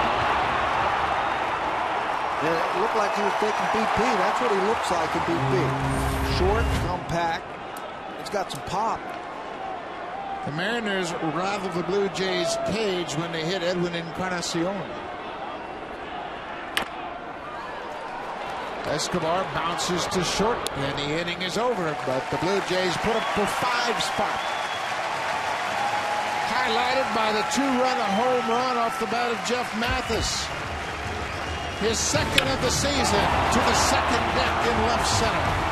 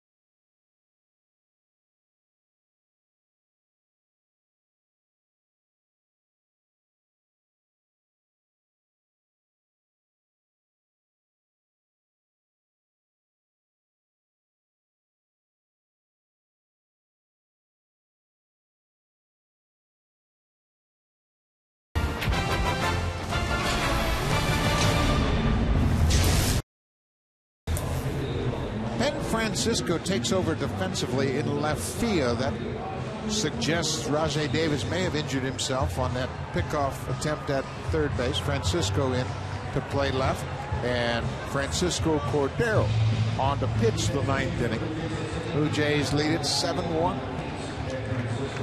They got him up to start at the bottom of the inning in a 2-1 game, and now Blue Jays put 5 runs on the board. So if you get him up, you get him loose, you got to bring him into the ball game. Not a safe situation, but a chance to finish this one off.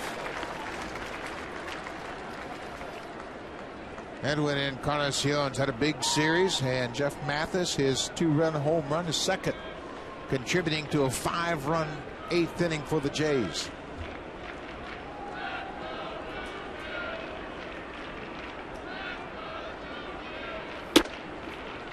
Ball on the strike. Evan Crawford, Casey Jansen, they were both perfect. They retired 6 in a row coming out of the bullpen. Crawford came on with a man on at first and got the next 3. Olivo drives this ball to left. Francisco at the wall looking up. Home run, Miguel Olivo. That leads off the top of the 9th. Told you he's become a very good breaking ball hitter. Hit a breaking ball for a single the other day. Got a base hit today off of a breaking ball. Looked like another one. Here, speeds up his bat. Off-speed pitch. And Olivo hits it hard. His second home run of the season. Now it's a 7-2 game. John Jaso, the DH, is 0 for 2 with the walk.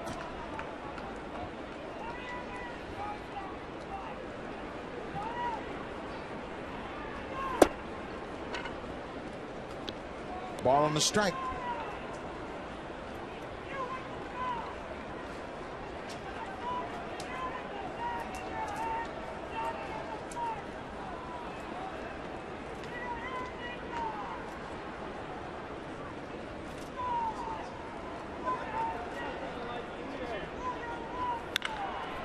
There's a ball lined down the right field corner. Bautista over to dig it out in the corner. Jaso is headed for second, and he'll get there. So a home run and a double, and that's how the Mariners start the top of the 9th. And it's the bottom of the lineup, too. That's the part that really hurts. And John Farrell's thinking, okay, what was that pitch? Looked like another breaking ball in the inner half. And Jaso hits it hard into right field. Bottom of the lineup now has produced a homer and a double to start the 9th. Munenori Kawasaki, the shortstop. He's 1 for 2 with a walk.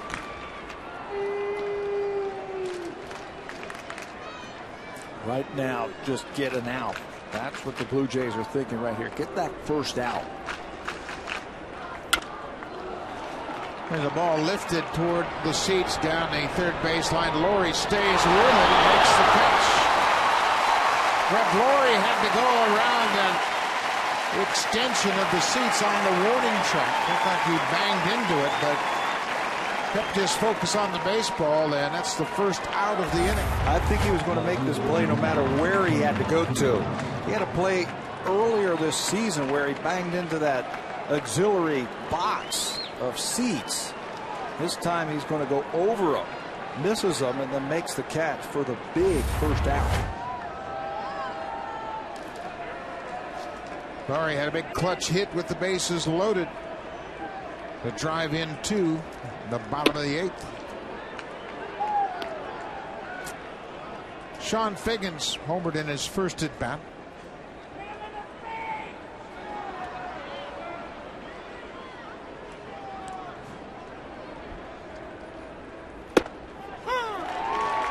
Ball on the strike. Taken all the way. Seattle looking for base runners. Cordero pumps one in there.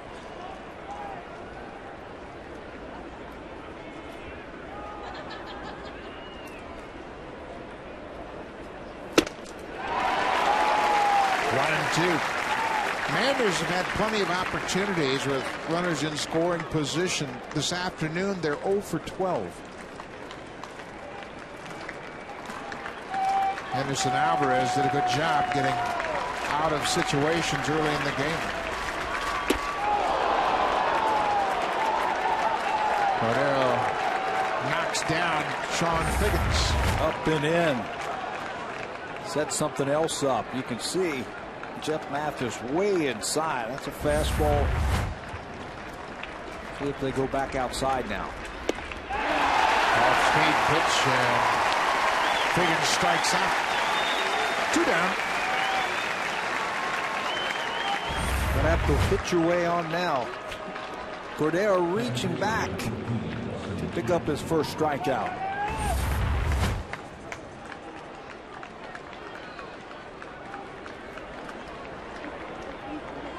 Dustin Ackley looks the one up and away. It's only the second strikeout the Blue Jays have picked up this afternoon. In yesterday's game, the Mariners struck out 13 times. Take them any way you can get them, right? Ball and a strike.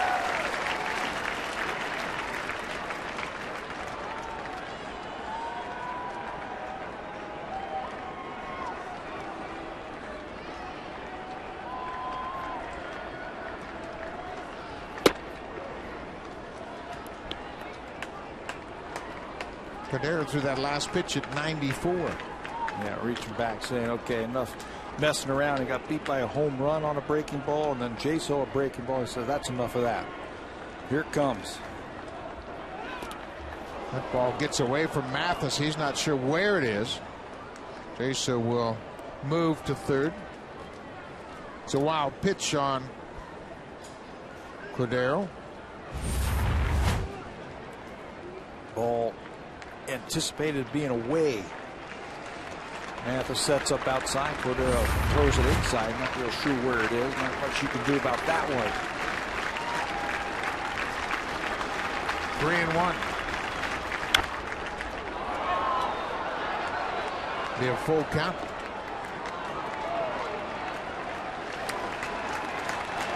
Rangers will be here tomorrow night. Yu Darvish will start. He'll be opposed by Kyle Drabek. First of 3. This should do it. Kelly Johnson throws out Dustin Ackley, and the Blue Jays win. After a tough loss in the opener on Friday night, the Blue Jays win the series, taking the next 2, scoring 7 runs in each game. Edwin Encarnacion with a great series. He had a home run in each game, and he now has driven in 20 for the month of April. Good pitching. Yesterday it was Brandon Morrow who was outstanding. I think Alvarez pitching into the 7th inning, giving up just 1 earned run. Sets the standard. Big clutch hits. Brett Laurie came up with a big hit, a couple of RBIs on a double. So the offense starting to click, and the pitching to go along with it. The Blue Jays improved to 12-10. We'll be back tomorrow night. Thanks for watching. Stay tuned. Now, Blue Jays Central. Here's Jamie Campbell and Greg Zahn.